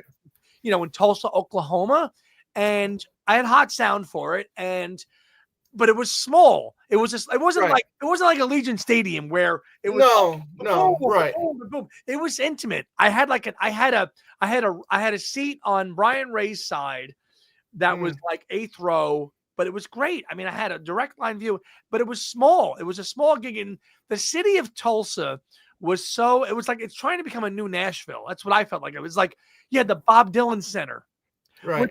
I'm going to do a video on my channel about that. The Bob Dylan Center, you could spend 3 days in. It was amazing, right? Because why is the Bob Dylan Center in Tulsa? Because Woody Guthrie is from Tulsa, and the Woody Guthrie Museum is right next to the Bob Dylan Center. So makes sense to me. I stayed at a great hotel for 3 nights at the Spirit River Casino, which was great. I mean, Peter Frampton was playing there the next night I was there. He was there, like, and it was like this great, and it was no 5-star, $1,000 place. It was a really nice, clean hotel that was 15 minutes from the airport. And that was on the whole travel journey. Like, I was delayed in Denver. I lost a night in Tulsa, which kind of sucked. Yeah, that's right. I could have had another night in Tulsa at the hotel, but whatever, because flights, the whole TSA, and you just went through it with like the whole thing. And I got to Tulsa a day before the gig, so I was able to stay in Tulsa, have a day at the hotel, relax, go to the pool. And Paul posted that video on his socials on the Arkansas River, just hanging out. And I'm like, yeah, that's right. You're like 5 minutes from me. You're right. I see this river. Like, I know what you're doing. Right. The vibe in Tulsa was so chill and so calm. And everybody who I dealt with in Tulsa, whether it was Uber drivers, whatever, was so nice. But I mean, you had gotten there. It was tough. Oh, yeah. Yeah, it was tough. I had a 40-minute layover in Dallas. We were a half hour late. We were a half hour late leaving Michigan, which was sucked as well. So, we land. Okay, now I got to go to a whole nother terminal to get to the connecting flight to Tulsa, and plus I had to get on the train. I'm running. I finally get to the terminal, and 4 or 5 or 6 of us are begging to get on the plane, right? We got so lucky that they didn't close the door, but we were begging here. We're here. Sorry, connecting flight. Yeah. And then we got on, and it would have been so heartbreaking if with both of us, because we both had our issues. I mean, if we had lost the opportunity to see this show, which was a fantastic show. Tulsa was great. It was magical. Yeah, Tulsa was the crowd was fantastic as well. But yeah, it would have been terrible if we both lost the opportunity to see this show. It would have been, and something about the tranquility of the Midwest. And I know the seats were a little bit cheaper, but getting there was tough. I mean, I was delayed in Denver. And it sucked. I mean, I just wanted to get to Tulsa and have like 2 days to just chill and really explore the area. I only ended up with 1. It was fine, but I was there and I was able to just chill out and get there and experience the whole thing.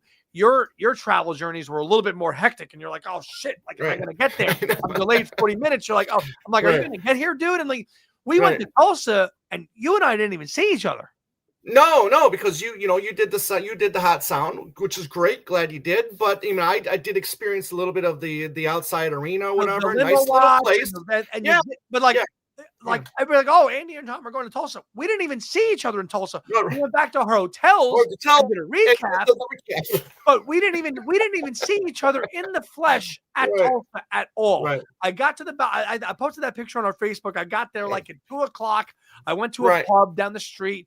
I waited. I rocked the flowers in the dirt shirt because James asked me to. I did it. Right. And Tulsa will sit with me for the 7 shows I did as one of the best of the whole tour, for sure. Absolutely. Not the best, but you agree?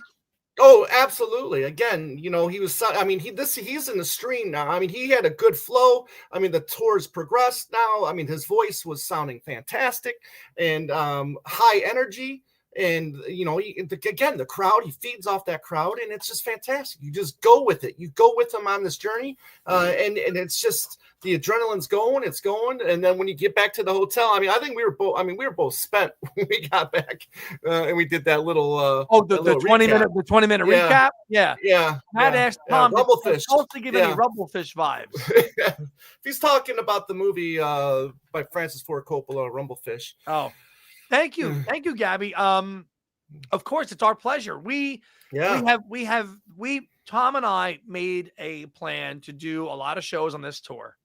Yeah, and this was our priority. So we haven't done shows because we were going to the tour, and we were going to multiple dates on this tour. So the shows were not as frequent because we did recaps. But listen, Paul McCartney's 83 years old. Right. Is he coming back to Des Moines? Is he coming back to Minneapolis? Is he coming back to Tulsa? I don't think so. I don't think it's happening. So we took a once-in-a-lifetime opportunity to travel, to make sacrifices, to go and make flights and go crazy and try to make all this stuff to try to go and see our hero who we worship so much, who we have spent as many times as we can. Responsibly, financially, and with our jobs and everything else. And we did what we did. And we both ended up going to 7 shows, 7 unique shows where between Tom and I, we saw every set list change in the show. Between Michelle and between Mull and Kintyre, and every night, we saw it all. So that's it, man. That's the 2025 Got Back US tour. And we talked about it back in July when it was announced. We knew what we wanted to do. We did it. And we did it. And listen, we have no regrets. None. Any of it. We'll do it. And we'll do it. And in the UK in 2026. Andy, 2026, my friend. I'm there. Let's do this. And me and Heidi will be there too. We'll be there 2026. So I want to thank everybody. Tom and I want to thank everybody everybody who joined us tonight. We represented everybody on this show tonight. Represents every show on this tour, from the beginning in Santa Barbara to all the way at the end in Chicago. Everybody that was part of this call, you're represented, and you represent us, and you represent everything that's good in the world about why we love Paul and why we do what we do to go see him. So thank you all. I can't thank everybody on the call because it's so many people, but you all know who you are because we all communicate with you. We talk to you. You're in our world. You're in our daily McCartney world. So thank you. Beyond grateful, everybody out there, beyond grateful for all of you, for all your support, for watching for years and years and years, and the new people that have been coming on, joining the Patreon, the Discord family. We love you all. This has been fantastic. And Andy, it's a pleasure doing this with you. And let's see what 2026 begins. Hey, so we're gonna call it a night. Back to the Wings book now. Back to the Wings book now and reading. And before we close, I'm going to be a little fun here. Okay. And we're going to end the show with what our man says. Okay. We'll see you next time. As the confetti falls down. I still have confetti from the show. Nice. Thank you, everybody. Talk to you soon. Fantastic.